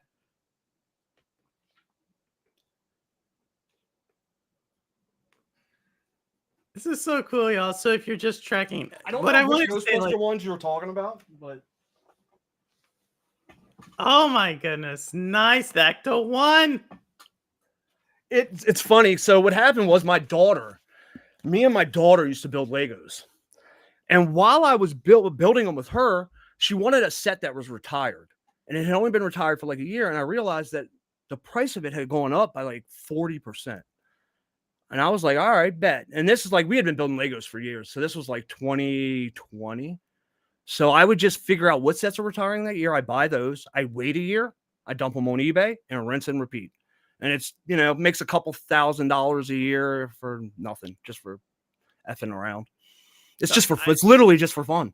No, but I mean, you've actually figured out a thing, because like for the last like 12 years, Lego they put out their limited edition, and which ones are going to be. They go so 7%, 7 to 10% is the stock market. Lego's average yearly percentage of increase in value is 18%. So you're outpacing the stock market in retired Lego. Now you have to sell them, you have to pay your fees and all that shit. But I mean, it's still profit. And like I said, it's fun. And what I do, me and my daughter still build some of the sets. So we fund the hobby by just doing it. My 22-year-old daughter, like, it's the one thing we can sit down and do together. We turn on like whatever anime she's watching or whatever and build Legos. Both grown adults playing with kids. Hey, I mean, I have no problem with like video games. It's like we're grown-ups. It's what you did as a kid in the 80s and 90s. Lego was huge. I remember the pirate sets and stuff. Pirate and the space sets, the black space sets. They had the Blacktron space sets, and you would have I had boxes full with Legos. The crazy thing now is Lego sells for $50 a pound. I mean, if you try to buy junk Lego, so let's say somebody's selling just a giant crate of Legos. The average price for a crate of Legos was roughly $50 a pound. Now, back then, you could have got a pound of Legos for $5, probably $3. What? Lego, look, what happened was we all grew up with Legos. Kids don't buy Legos anymore. This is an adult hobby. I sell these when I don't sell them on eBay and I meet people in person. It's never a kid. It's always adults, and they're always collecting it from themselves. Wow. It's a weird thing. So I just met with one of my professors. He just had a book get published literally like the last month, and he does Lego animations. We talked about that. Stop like Lego. So I have a friend, Brick. What's his YouTube channel? Brick City, Stud City. That's what he does. Like they like make a whole like episode with the Lego stop action. He does Star Wars. He has his uncle. So his uncle got him into it. His uncle has one of the biggest Star Wars connections of Legos in the entire United States. He set it all up. If you go to Stud City's YouTube channel and find the one that says like biggest Star Wars collection, they put it out on a driveway in a yard. It takes up the whole yard. You're talking hundreds of thousands of dollars in Lego. Like, it's crazy. Mike. So I do have like a weird adult obsession with Legos. Like, I do still like, I don't really buy them for me. I buy them to build with the kids, but there are a few sets displayed around the house. Like some of the bigger stuff we built with the kids. And then like, we've built so many sets over the years. The whole basement's filled with them. Well, no, hey, look, Like, you gave me an investment idea. but yeah, so that was NVIDIA in 2016.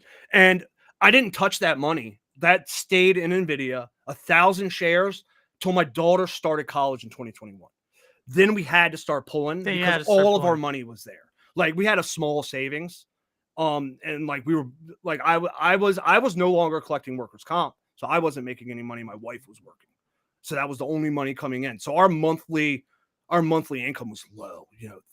I think bring home's like $3,200 a month or something. But we had all that money in NVIDIA and we just sat on it. And we sat on it roughly sometime at the end of 2020 when we started getting ready for college. So, and we pulled a bunch out, paid for that, paid off our house. So we didn't have to deal with the mortgage anymore. And, no, that's super awesome. So, and still got enough money. Like right now, we're not so much living off that money. It's retired. Like when we have enough money now, if we wanted to retire, like we could retire and probably be okay. Like, it's rough nowadays because of that inflation recently. It used to be like people are like, oh, you need 400 grand. No, you need $2 million to retire. Yeah, 4% rule. Yeah. Especially you at need roughly this age. $2 million if you retire at 64 and you live to like 84, I think 20 years or something, 25 years, whatever it is. So we don't have that much. So we're short of that. Actually, we're no longer 7-figure because we paid all the stuff off. But we did good in NVIDIA. Now, that being said, I missed the splits. Oh, so you didn't get that most recent one. I stay up at night thinking about this. If I hadn't pulled out, our current NVIDIA bag would be at about $12 million. We pulled out at 1 million and some change. The splits really did it because it went to $700 a share. It split, and then like a 1-for-4 split. Yeah, it did a small split, and then it went right back up and split again, 1 to 10. And that 1 to 10 split, that's huge. That means we would have gone from 1,000 shares to 4,000, from 4,000 to 40,000. Like that's. I did that math right? It's a little late in the evening. No, you're right. You're right. Yeah, I don't know if the first one was 1 to 4 or 1 to 2, but it was a pretty solid split. It's a solid amount. I think we did the math. It was roughly $10 or $12 million. But so whatever. I mean, it is what it is. Like, hindsight's 2020. No one knew that NVIDIA was going to rise the way it did from 21 to 23. So what people don't realize is from 21 to now, 6 stocks is all that's carrying the stock market. If those 6 AI stocks, it's NVIDIA. I have the list somewhere. Yeah. It's a Facebook. It's a couple social platforms. NVIDIA, Microsoft, NVIDIA. But if it to a degree, Google, Apple, a little bit. The reason we don't see a recession in the stock market is because of those 6 stocks. If you move those from the equation, we are in a deep recession at the moment. Which whatever. I mean, most people don't have money in the stock market, so it's definitely the money always you just got to know where it's going, whether it's going to dollar or going to. And one of the things I tell people about, I mean, obviously I don't consider myself like rich. Like, it's enough money to hang on to, but like I'm not buying Ferraris or anything. It doesn't. You don't need to be $10 million rich. I try to tell people, if it at $1 million, you get 40 grand a year in interest. 4%. Like, I get 4.5% on my Apple account. That's 40 grand. That's a full-time entry-level full-time salary, but that's a full-time salary in interest. At $2 million, you can pull 50 grand a year and not ever touch principal and still go up constantly. So a lot of people don't realize at $10 million, you could have $800,000 a year in income. So when you see these rich people go broke, I don't know how the fuck they go broke. Like, it doesn't make no sense. They were always on debt in the first place. Well, how the hell did Mike Tyson had $600 million? That is $60 million a year in interest. How do you Well, blow that? Like that's wild to me. So anyway, so then let's get back to gaming. So that's 2016. That's the one thing from my accident when people are like, if you could do everything over again, would you not have the accident? And I say no. Give me the accident, because the accident, it allowed me to meet all these people. It allowed me to do what I'm doing. It allowed me to do that investment. It allowed me to pay for my kids' college. It allowed me to pay off my house. If you offered me right now to take all of that back and give me function in my arm, I would say no. really? You want to know why, though? Because I lived paycheck to paycheck for so fucking long that I never want to go back to that. Never. And that's why we don't spend, like, I sit at home and play video games. I try not to spend a ton of money. Like, I don't ever want to deal with that again. Like, I remember, even right up to my accident, I remember having to not pay the cable bill 1 month so you can pay the cell phone bill, and not pay the cell phone bill that month so you can pay the other bill, and pushing bills forward and all that stuff. And, you're raising 2 kids. I think at the time I was making like $45,000 a year. And back then that was a lot more money than it is now, but it still wasn't enough. I mean, you're 2 talking, kids and a wife, because your wife will stay at wife home? will stay at home.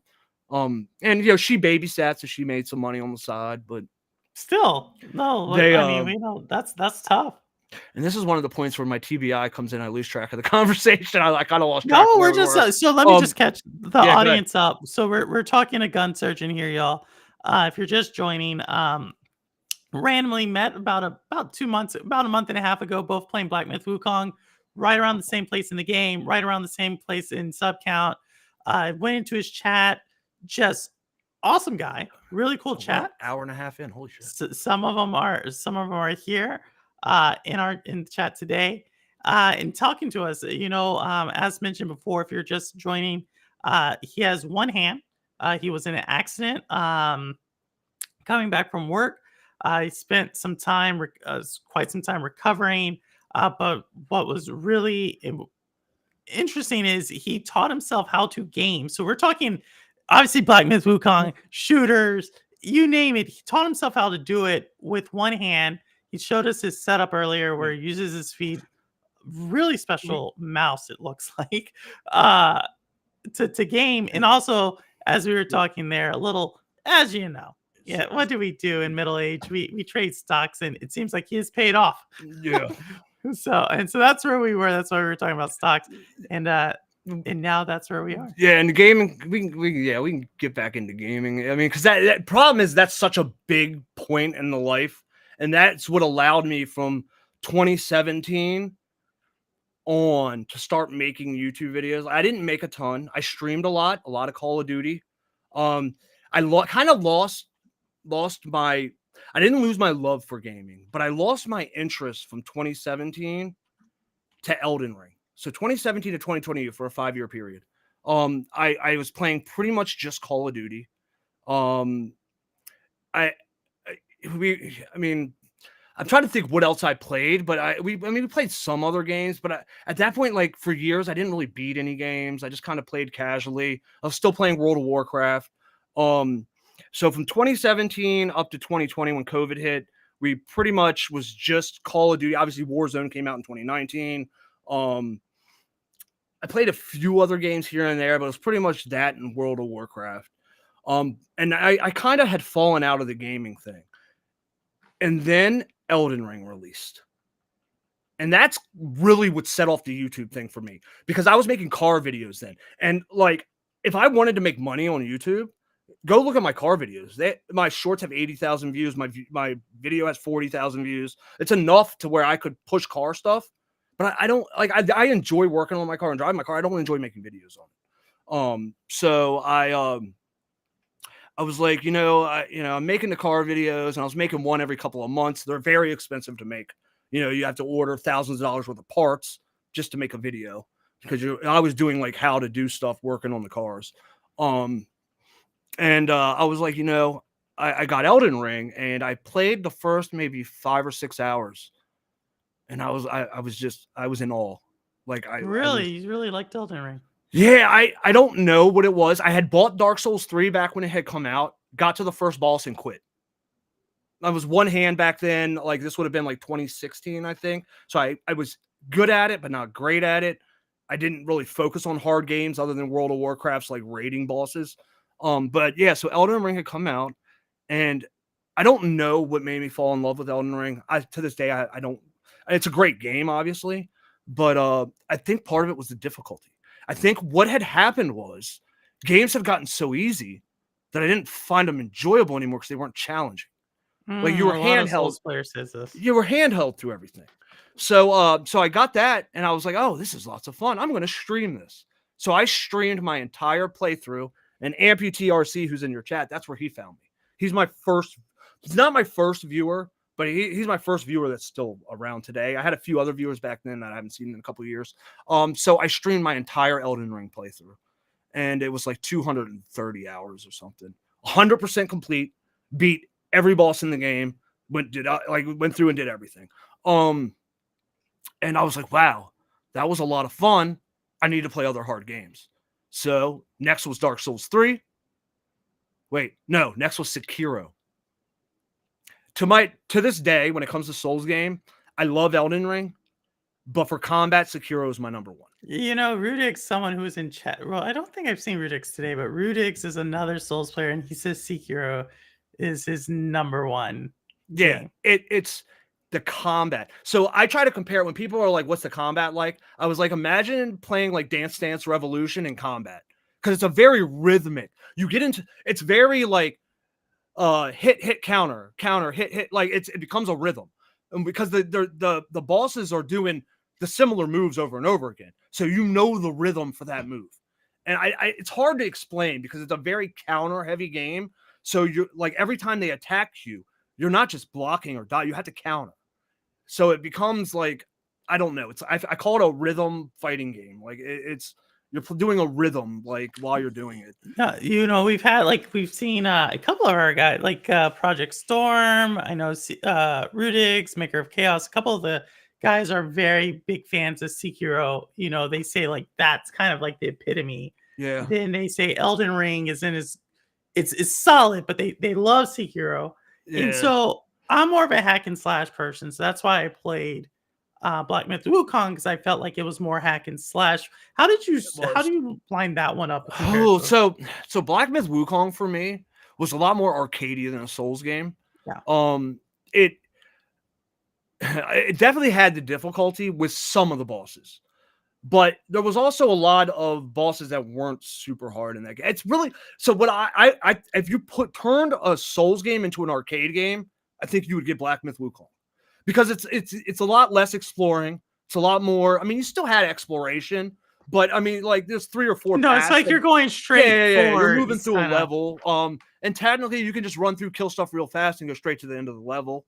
I mean, it's kind of an art, more of it's more of a guided experience than Elden Ring, which is of course Elden Ring. Now Dark Souls is a pretty guided experience too, but Elden Ring in particular is very open worldy. Black Myth Wukong is my game of the year by far. Yeah, it's my second favorite game of the year. What's your number one? I'm gonna get a lot of 5. No, I'm not a Persona player. Okay. I got so many people that come into my chat and like Persona. I was like, I didn't like it. I'm not a Persona player. So as I tell people, I think Black Myth Wukong is a great experience. But if I had to go by just game, I dock it a little bit on the story, because I feel like it's kind of patchy in some places. Okay. But my favorite game and this is just my list. It's not like Prince of Persia. I didn't play it. No, it's well, last year was Remnant. I played the old ones. I just haven't played the A lot of people may not like this one. Obviously, it's a Metroidvania. But you'll see my game of the years are usually like last year was what was it last year? Last year was Remnant 2, and that's on my list of games to stream. I have it in my cart on Steam, and I ended up buying Neo 2 instead because it went on sale. Oh, Neo 2 is getting a lot of huge reviews. So it went on sale recently, down to like $19. So no, I think picked it up. I think so. The problem with this year is the only really new games. Like I played Ghost of Tsushima when it came out, but that's an old game, so I can't really give it. But you played it on PC. Yeah, but I don't want to give a game that came out a couple years ago game of the year. So like, and I don't think it beats Wukong in any way. I think it's a better open world game I think no, I don't even think the story's like Wukong's a great game. The story's told really well. No, The I think cutscenes Wukong are is really great. good. The problem is prior to that, not a lot came out this year at the beginning of the year. So I beat Red Dead Redemption 2 because nothing was out in April. That's still I played something back in February. One of the problems I have is I go through so many games, I forget what I've played. yeah. But we played a bunch of stuff at the beginning. I know Call of Duty in January because nothing really had come out. I played something in February. Something came out in the middle of February. I can't remember what it is right now. Banishers. I looked at that. It wasn't. I could look at it. I'd have to look through my Banishers streams. came out there. There's Final Fantasy came out. Yeah, it's not those. It was something else. Somebody from I don't know. Was it the multiplayer one? We played it right before I don't know. I'm gonna have to look. We played it right before Red Dead Redemption. I can't remember, but there's a couple of those. For my game of the year last year, I have okay. So I played Baldur's Gate 3, and I didn't beat it. I started it on stream, but then Starfield came out, and I switched to Starfield. Starfield sucked. I expected it to be a lot better. I think I would give it Game of the Year. I think I would give it to Baldur's Gate 3. It was just yeah. It was just such a well-made game. No, I mean, Dragon's Dogma 2. That's what we played. How did you like that one? I liked that game. It wasn't. I've been going back and forth on Dragon's Dogma. It wasn't. Look, it's a fun game to play. It's kind of arcadey. You're pretty limited on attacks. The story's not told very well. A lot of the enemies are rinse and repeat, but it's a lot of the like 10 or 15 different enemies, and that's it. So it's a lot of fighting the same enemies, but it was done well. It was done well. It was well optimized. It was a good game. And the other game we played back then, we played Death Stranding, which I replayed, which I loved that game. You like Death Stranding? I would have gave Death Stranding Game of the Year if it had come out. So you're looking forward to Death Stranding too. You're like yes. Look, you know what got me with Death Stranding that I didn't expect? The soundtrack. That game has the best soundtrack I think of any game. Without getting into like I don't know, like I like the old Halo soundtrack, the intro music, but that game, like you go in and it starts you outside of the city, like I can't remember exactly. You're dealing with something, and then you have to walk down into the city. And you're kind of in like a tighter area, and you walk into this wide open expanse, and that music just starts playing in the background. And it's a cinematic feeling. I got goosebumps talking about it. That music in that game, when you come and go into certain areas and it goes into the cinematic music as you're like walking down a hill. Like I think the person that made Metal Gear made that, didn't he? Hideo Kojima, right? Kojima. Yeah. So that game was the actual type of game it is where you're just transporting stuff back and forth. I didn't think I would like, but then you realize how hard it is to transfer stuff back and forth. No, I mean, it's a challenging game. I think Death Stranding is one of the most polarizing games. Either people love it. We've heard a couple of people will say that's their favorite game of all time. I think 2 people on this show for sure have said that's their favorite game of all time. It's a good game. Yeah. Or people absolutely can't stand it. And so, yeah, I guess I'm the type of guy that can play like European Truck Simulator. So I don't mind doing the same things over and over again so much. So, I mean, the fact that you're kind of just picking up luggage and carrying it from place to place doesn't bother me because it's new environments and the story unfolds. That story in that game is so good. Like it's such a good story. He's selling this. He's selling it because you're selling it things like I like. You want me to really sell it to you? I like story. You're telling me things I really like. So no one's told me like this. We beat the game. The end cutscene is 35 minutes long. We did the math, amputee, and I don't remember exactly, but in a 50, 60-hour playthrough, it was like 14 hours of cutscenes. So you get so much story and cutscenes, and like you'll get a cutscene, and like my chat will tell you, like I was sitting there, I was like, we've been watching this for 20 minutes. When does this cutscene end? And like, so the cutscenes did bother me a little bit because sometimes it really slowed down the stream play.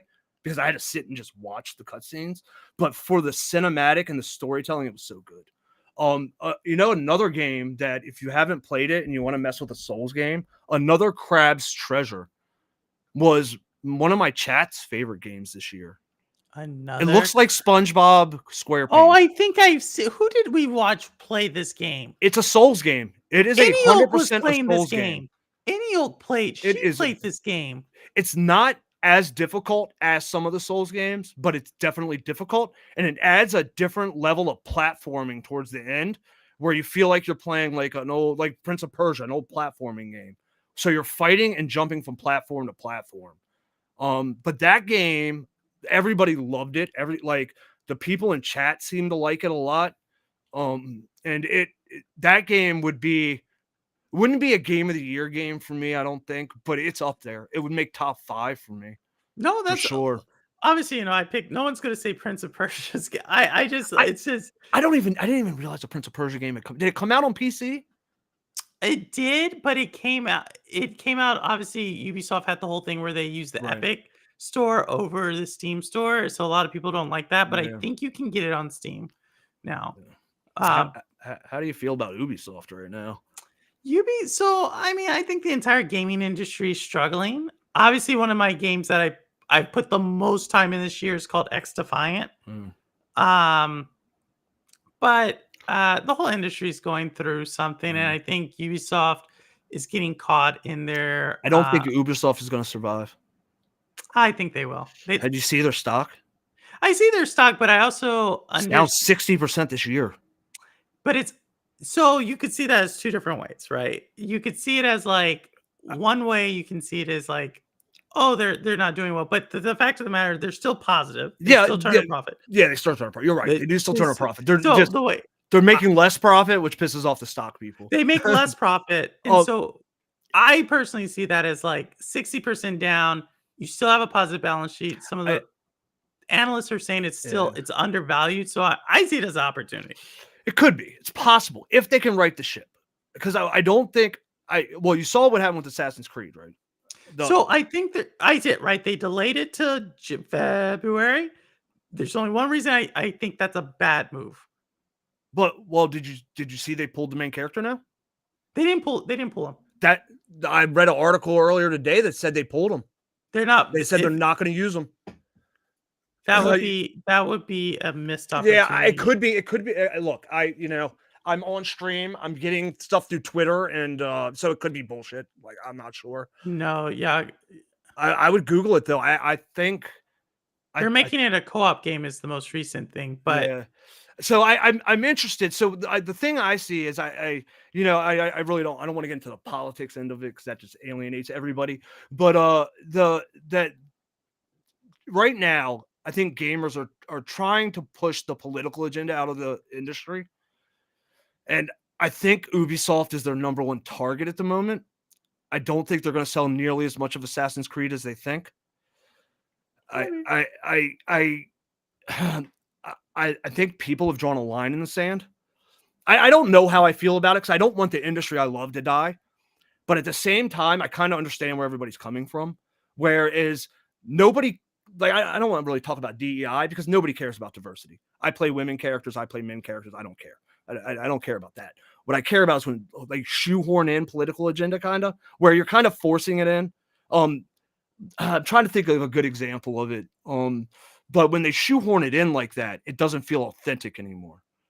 And I think that's a problem. I think that inauthenticity drives people away.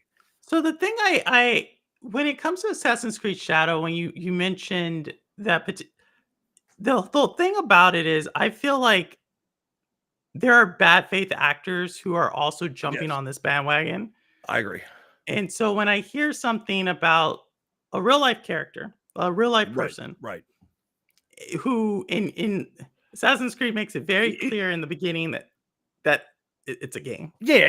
No, don't get me wrong. I don't care so much. Yeah. And so that's right. But I just am. Yeah. I'm just adding. To totally. Yeah. I think for me, it's like that's why when you said, I said, oh, that's a missed opportunity because I feel like it is a real character whose story has not really been told.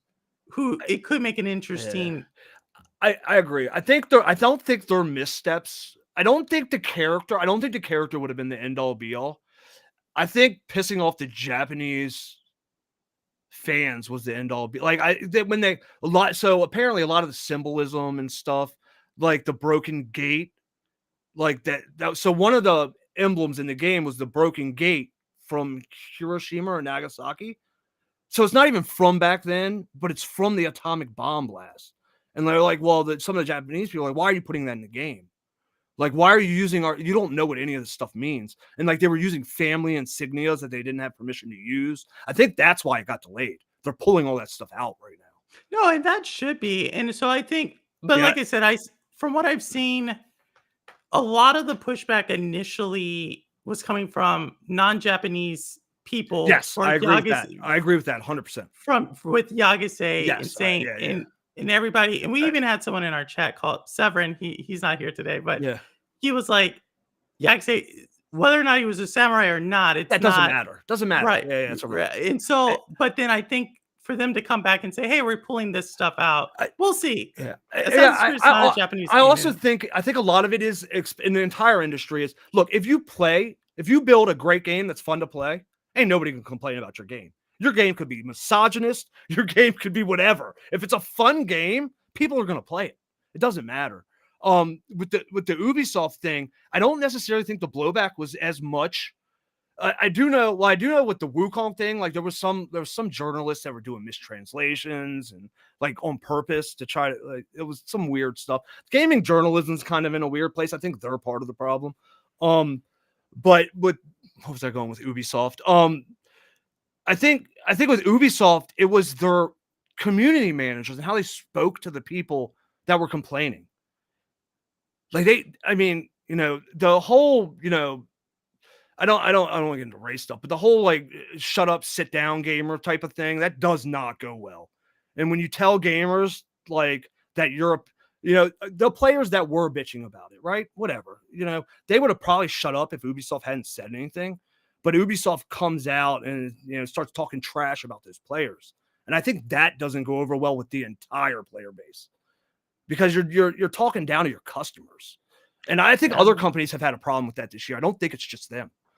Like if you get on Twitter, like some of the community managers say, there's one that just happened. There's some game engine that the community manager started banning the people that were paying to support it because she didn't like their political stuff. And like, she's just a community manager. And like the dev came out and he's like, what? I didn't know this was going on. And like, it got all weird. And like Smash JT makes some pretty good videos on this stuff.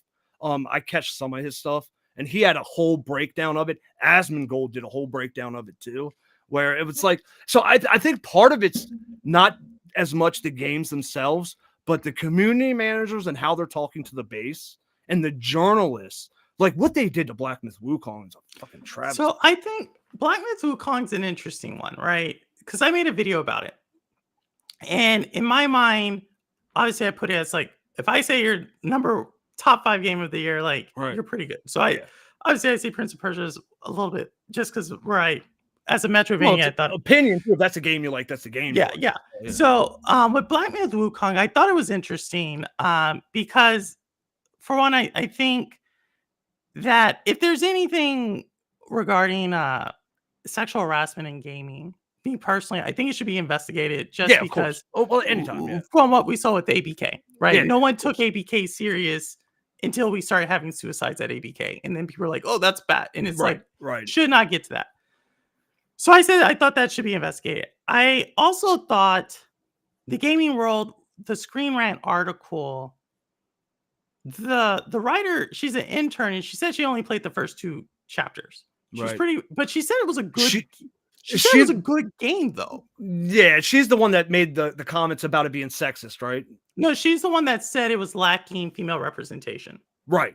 Didn't get to chapter 3. But she said that. She said that. And I think that's a problem with game journalists. And anybody is willing to. Anybody can have an opinion.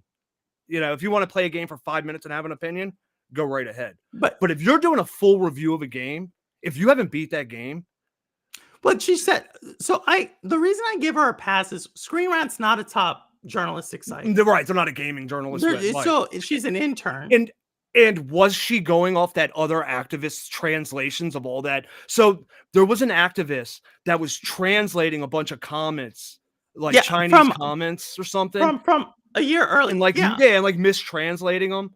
So I'm But wondering if she some of her information came from that. but if you actually read the article, because I read the article, and she Yeah, I doesn't didn't make a see it. judgment off of that. She just says, "Hey, given that you have controversy," she didn't say Right, like it's proven right. or not.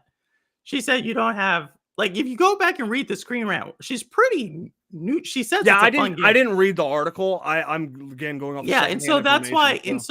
that's why like when I read it, I was like, okay, y'all are making this person out to be like they're a Pulitzer Prize winning journalist, and it's an intern who literally said she only played the first Yeah. and there isn't Well, a female character in the first 2 and I chapters. think the problem we're having right now is that she's getting so I let's rewind to Sweet Baby Inc. back in February.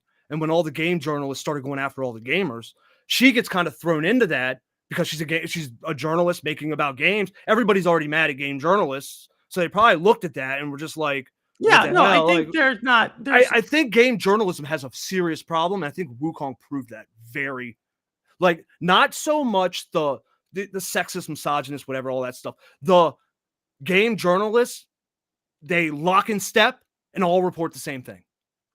So, like, if you looked, rock, paper, scissors, IGN, like, they all shitted on Black Myth Wukong. All of them. Like, one got a 6 out of 10. Like, they all shitted on Black Myth Wukong. And they all used the same reasoning. They were, if you had took all those articles and plugged them into Chat GPT, you'd have got the same results. Like, they just say the same thing. They're regurgitating the same thing. And what it feels like is when one corporate journalist decides that they want to make a stand, everybody else just falls in line. Like, and that's one of the things I'm noticing is like if you look at game reviews and stuff, when you get game reviews from a lot of places, they're all the same so, from these corporate journalists. Like it's so do very you not weird. think the top so here's a, so I'm not disagreeing with you. Yeah, yeah, But no, would you not think the top YouTubers do the same thing? yes, okay, yeah, yes, kind of, yeah, I do, but I don't think it's a problem for a top YouTuber because that's just that YouTuber's opinion, and it's not coming from a mainstream news outlet. You So think with a mainstream news outlet, they have editors, they should be fact checking, whereas a guy just spitting stuff on YouTube, but not that's my as much. so here's my but here's my question to you though then.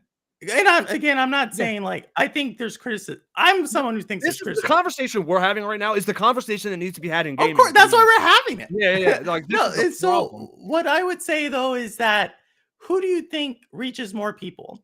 The Oh, the writer YouTubers by far. Like not even okay, like I one thing I learned about gaming journalists this year is they get less views than a lot of people. right. Like they I mean, they So the don't get fact nearly as much. that you're like perfect example of this is I guarantee you, you know what Asmongold, probably 5 of the top YouTubers thinks of Black Myth Wukong and the Screen Rant article, Yeah.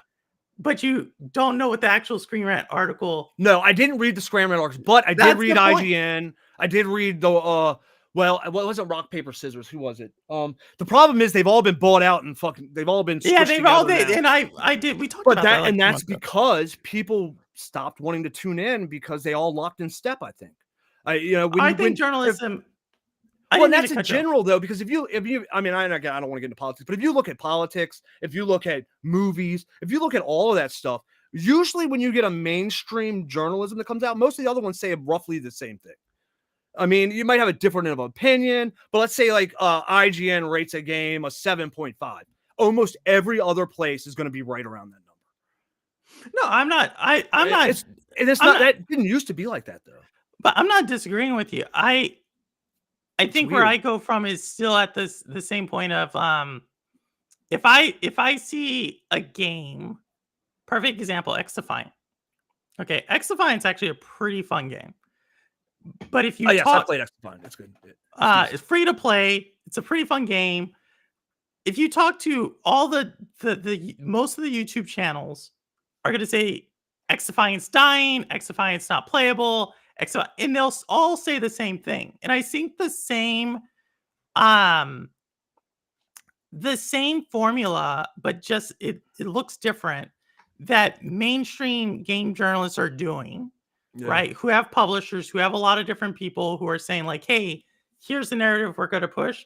I think the same thing happens on YouTube, which there's a lot of different people who are all going to say the same thing because that's what's gaining traction. And I Yeah. just think it's the same thing. I mean, it's not taking away anything, the fact that community managers talking down to customers. I don't actually really understand the point of community managers a lot of times. Yeah. I think they do a lot of time. I think they should be a little more the devs should be a little more watchful of them. I think I 100%. think, like, again, it goes back to, I think one of the big problems in gaming right now may not necessarily look, you got the arguments back and forth, DEI, whatever. I think it's more of the way the devs are talking to the player base. Where if, like, the Concord devs, like, obviously I feel bad for them. Their game really tanked. But man, when their game tanked, they went online and they shot all themselves in the foot. Nobody will buy a game from those devs again. Like, I mean, they just talked so much trash about the player base. And like, I don't, and look, Would yeah, I it be get the it. lack of the player base? Lack of the player base. I mean, and I get it. Like, look, your game failed Too soon? spectacularly. Probably one of the greatest failures in gaming history. So I get why you're mad. But you're dealing with a player base that's already angry, and you dumping fuel on that fire is not going to make it worse for you. It's going to make it worse for the other devs later down the road, because now the player base is angry and the player base doesn't want to hear any crap anymore. And I don't want to kill the industry I love, but the one thing I did love with the Sweet Baby Inc. thing, because I don't particularly like that consultant company. I don't like the way that they were talking to everybody. I don't Alyssa McCartney, I don't like her. Like, she talks a lot of trash on Twitter. But I think that just set a fire to the industry. And I think everybody's just still angry. Like that. And like, we figured out why games cost so much. Why are you paying $7 to $10 million for consultants? Like, So I would have to they see. tried to charge Wutong $7 million. So that's one. But here's the thing. So I'm going to challenge you on that. I'm going to challenge you on that one, GunSurgeon. I want you to do the research on this, on that one. Fake. Who wrote that Sweet Baby Inc.? I'm going to challenge you on it. It was wasn't it the Brazilian guy? Okay, well, how did he find out? Yeah, okay, Grubbs wrote it, so Grubbs has like kind of a grubby reputation. How did he find out about SBI? SBI and Wukong. Because I'm going to tell you why. Because I actually did research on this. Well, I watch a lot of those videos, so I fill my brain with a lot of. I don't remember. I'm sure at the time I knew, but I'll tell you. So and then I'm going to see, like, because I think this is a great point. Yeah. They got it from a Reddit article. Oh no. And it's from a Japanese or from a Chinese news site. All right. So for one, you got to translate it. But then when you start to do the background on the Japanese news site, on the Chinese news site who posted the article, what does the Western markets get from Chinese news sites? Who is actually behind Chinese news media? CCP is behind everything in China. They're behind Black Myth Wukong. Exactly. Perfect. So now you're starting. Okay. So I mean, I kind of get what you're saying. So now that we know CCP, right? And that's for anybody who's it's a communist propaganda, Chinese communist propaganda arm, right? Yeah, is the one who does that. So now, but when we think about Black Myth Wukong and we think about Sweet Baby Inc., Sweet Baby Inc.'s a relatively small consulting firm. Yes, they're not they're not a Deloitte, a McKinsey, something huge. No, like that. I think a handful of employees. A handful of employees. So a handful of toxic employees, though. Twitter proved that. Not going to deny that. But just to do business in Canada, for a U.S. company to do business in Canada, you probably need what? You need authorizations and all that. I don't see. Okay, so yeah, you're right. And in China, you would need way more. More stuff than that.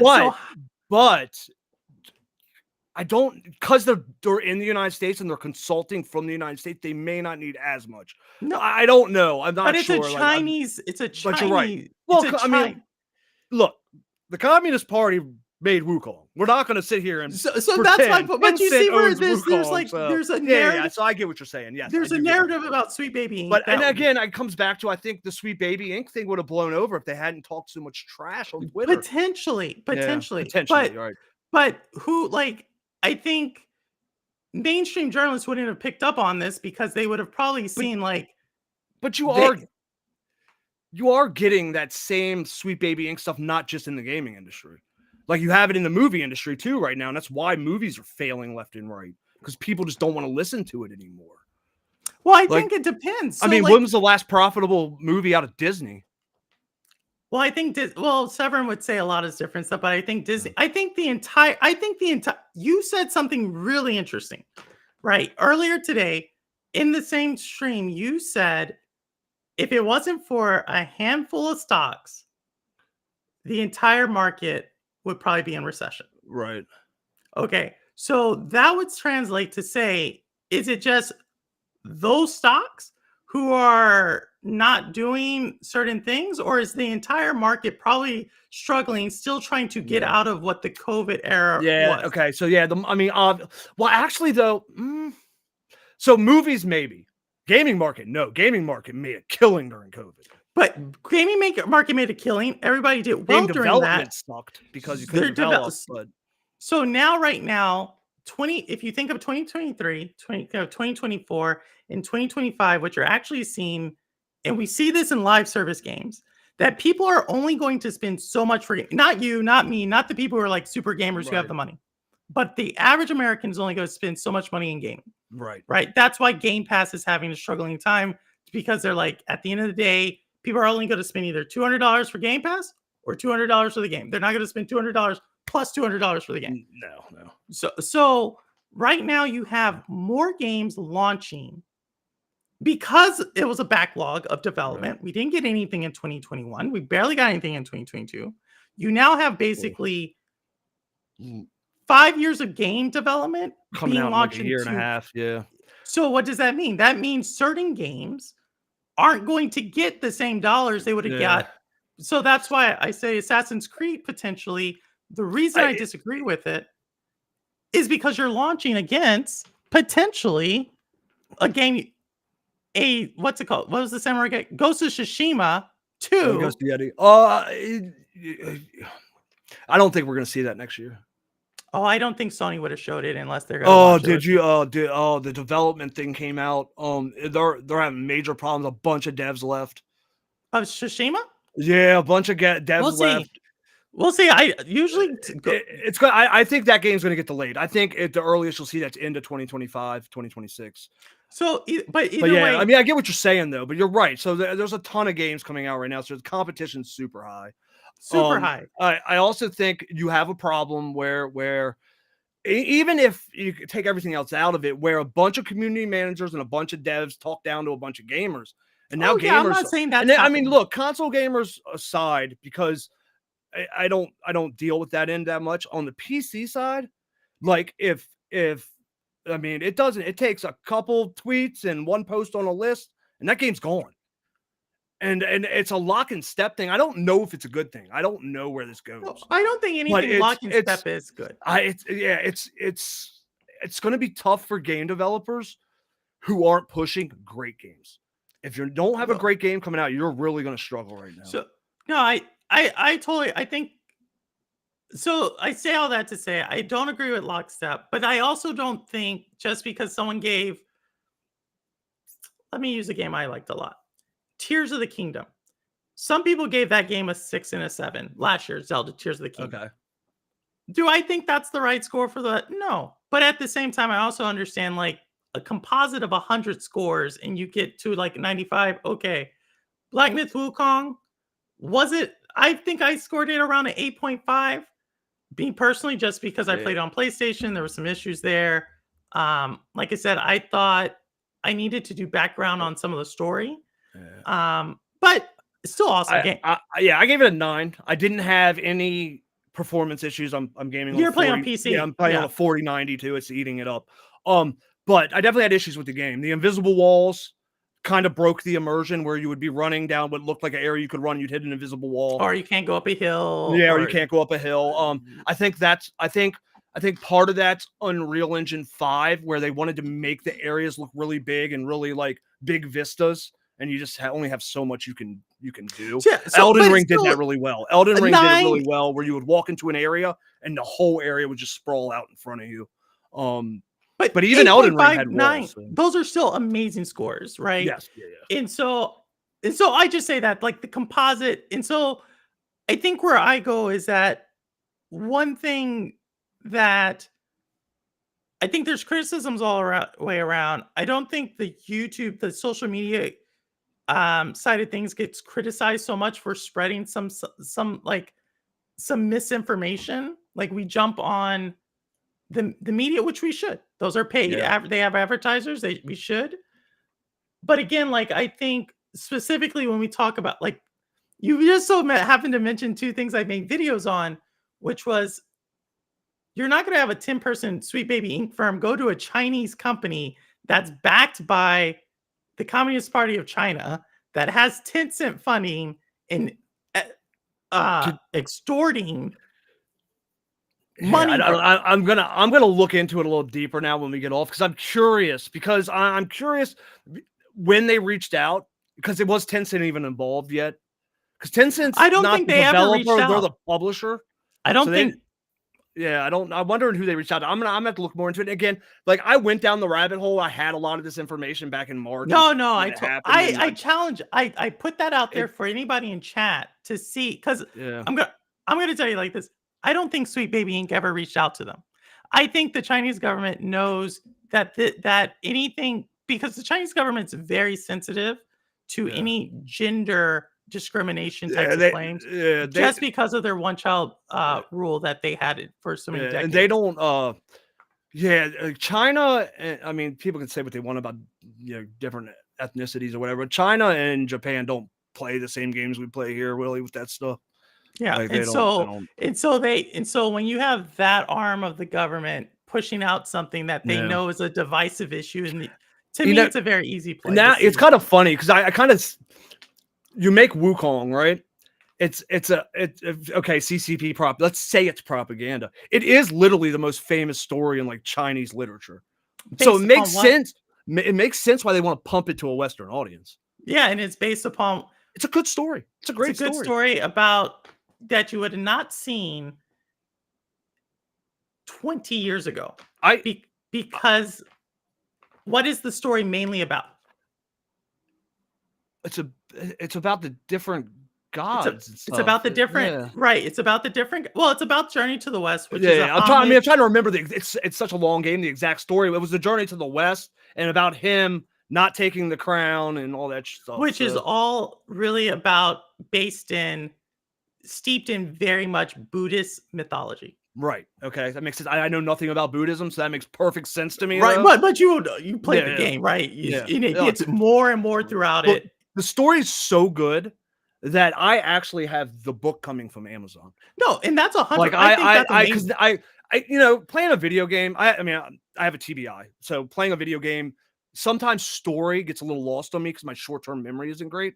So I lose kind of track of stories sometimes. So after playing that, though, and seeing how good it was, I ordered the book. I haven't read it yet. I have it sitting downstairs, but like, I want to read that whole story, and like, I think just try to understand it. It's a long one. It's a big book. It's a bit, but you'll see that. So, like, if you actually read, as you read through it and you want to know more, the Journey to the West was actually written around the 16th century in China, really about the Marquis dynasty in China, which is about 800 years before, and it was to really be a galvanizing force for Buddhism, which is considered like the enlightened period for that. And so I just bring that up to say 20, 30 years ago, we wouldn't even gotten that type of story in the West. No, not at all. And so, like, I made the argument that I think it was a victory for a diverse storytelling voice. Yeah. That's all. I think it was a victory for that. It was apparently a victory for the CCP too, because they sold a shit ton of copies. I mean, what did it 20 sell? mil 10 million copies in the 20 first. 20. Jesus Christ! Yeah. It took So to put that into perspective. It took Elden Ring a year to sell 17 million. I think they were. I think they ended the first year right around 17 million. yeah, no, it's a huge That's victory. crazy. I think And 10 so million Elden Ring the first 2 months. no, it's a huge victory That's for crazy. if you think about the Chinese entertainment industry, if you think about what that I game means for AAA game development and galvanizing. I've been enjoying Eastern games more than Western games right now. I mean, Ghost of Tsushima, Wukong, like the ones I've been playing. Now, most of the games, like Death Stranding, these are all Japanese and Chinese developers. I So when mean, you think about they they still know how to make great games.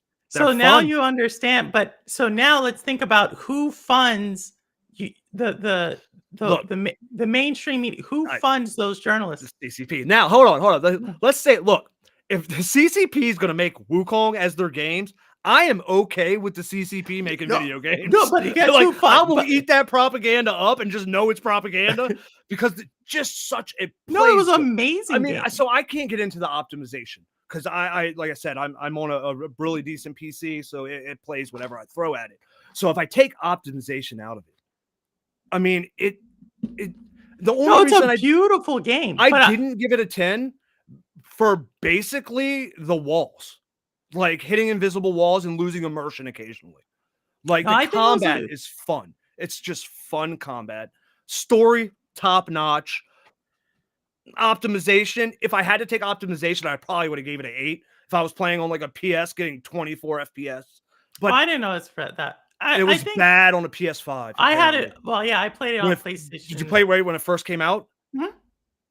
I I didn't a have lot of as people were much. getting frame rate issues.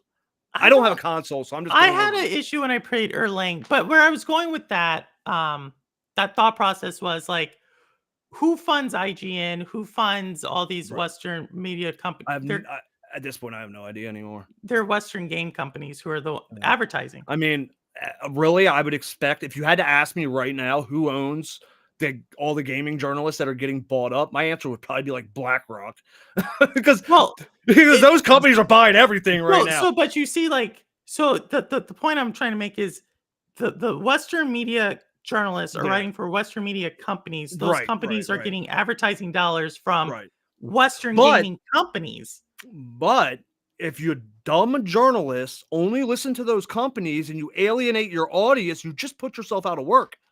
Oh, 100. So, But there's who's paying I the mean, I mean, if you take Sweet Baby Inc. out of it, if you look at the fall of gaming journalism from January until now, how many companies have gone bankrupt?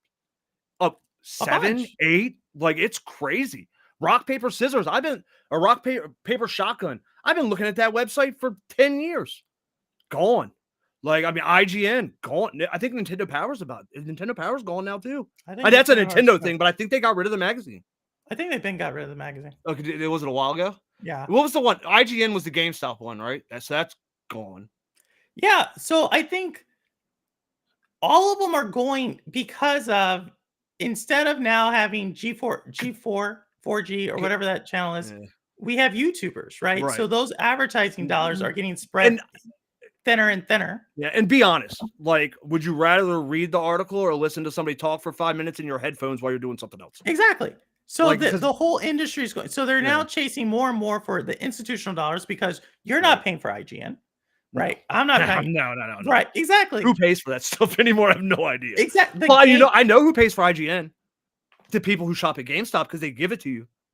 Well, those people, but also the companies who are because it's all like kind of a thing. That's the only thing I think that kept IGN up is that GameStop, you would go in and they'd be like, well, we'll give you 10% off if you sign up for IGN. And then you're like, with the 10%, that covers the IGN and I still save money. And everybody signed up for IGN that went to GameStop. I had an IGN subscription for up until 2012 for probably 5 or 6 years. Yeah. And oh my goodness, I've been missing all sorts of chat. My thing wasn't upgrading. Yeah, mine wasn't. Mine. I stopped up there with like gone. a hey chariot man way up at the top. So yeah, so but we've been talking a long time. I know when Ralter says be right back. When Ralter says be right back, he's actually trying to go to sleep. So But I think it was a great conversation. You're all, Yeah. It Gunsert. I think I love this. I love learning about your story. I think we have so much in common.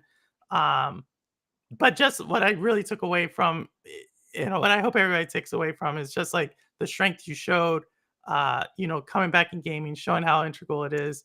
And then I loved the conversation here at the end. That was super Yeah, cool. this has been fun. If you ever want to talk gaming content, I know we took up a lot of time with my story. We covered a very.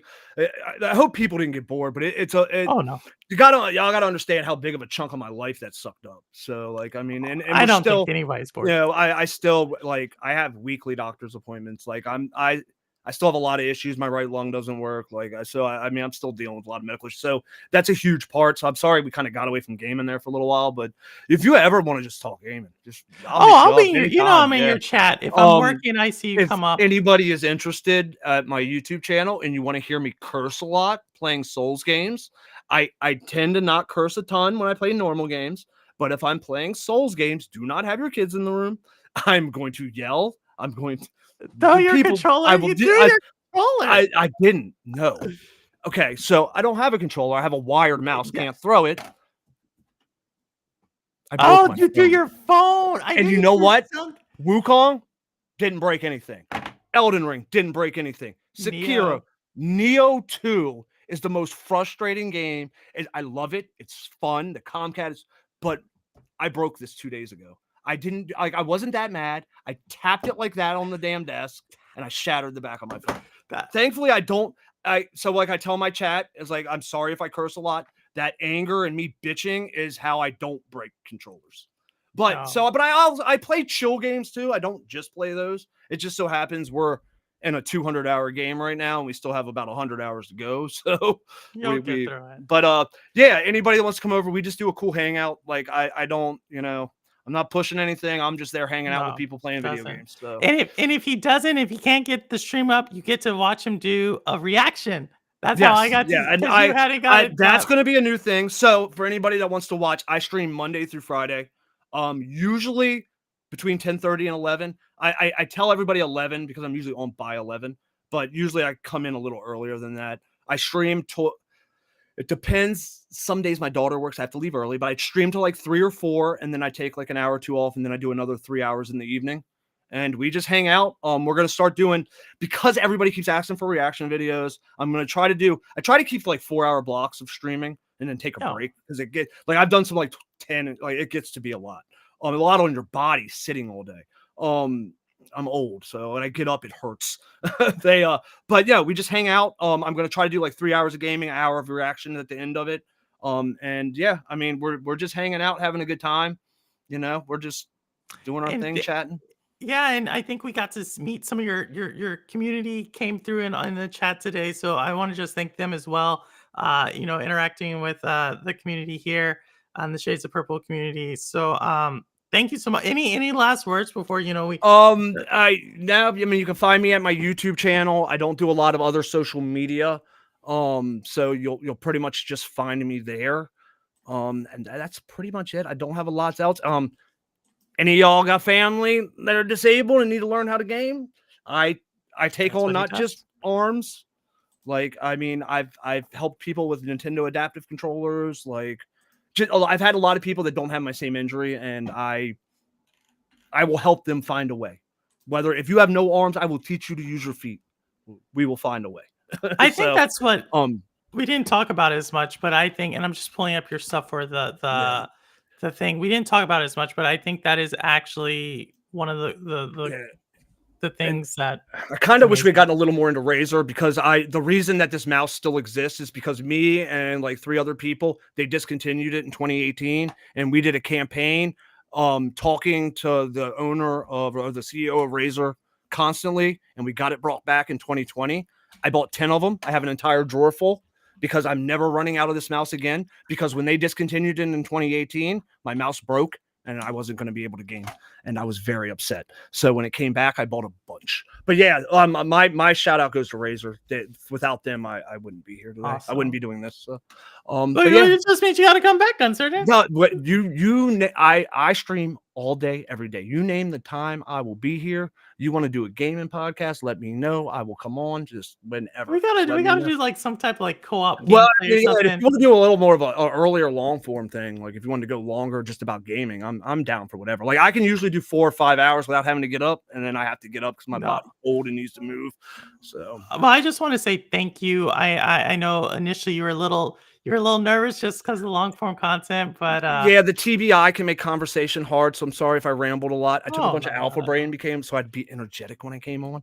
So, but yeah, they You did awesome. yeah, it was fun. It was great. I look forward to watching you grow. I jump into your streams whenever I can catch them. Thank you so Sadly, I much. stream a lot, so sometimes it's hard to catch them. But Nice. You're yeah, always part of the yeah. community, and if you can just stay on, I'm gonna just for a little bit after I shut it Yeah. down. Go ahead and kill the thing. I'll Yeah, be here. I ain't going yeah, anywhere. and for everybody else, thank you so much for joining. Y'all were awesome. I know. I think we were all just amazed, and inspired by what GunSurgeon had, and then y'all got to hear a little bit of just unpacking some stuff there at the end that I had really enjoyed. So thank you all for sitting through that. But with that, y'all know what I say. I don't care where you game, how you game, why you game, what you game on, how long you've been gaming. As long as you're gaming, you're good with me. And as always, this is Purple Haze, and the proof is in the plane. Thank you so much, y'all. Please go over there, sub to GunSurgeon's channel. He's an awesome dude. His chat's super chill. And yeah, I'll see you this weekend playing until dawn. All right, later, y'all. All right, peace.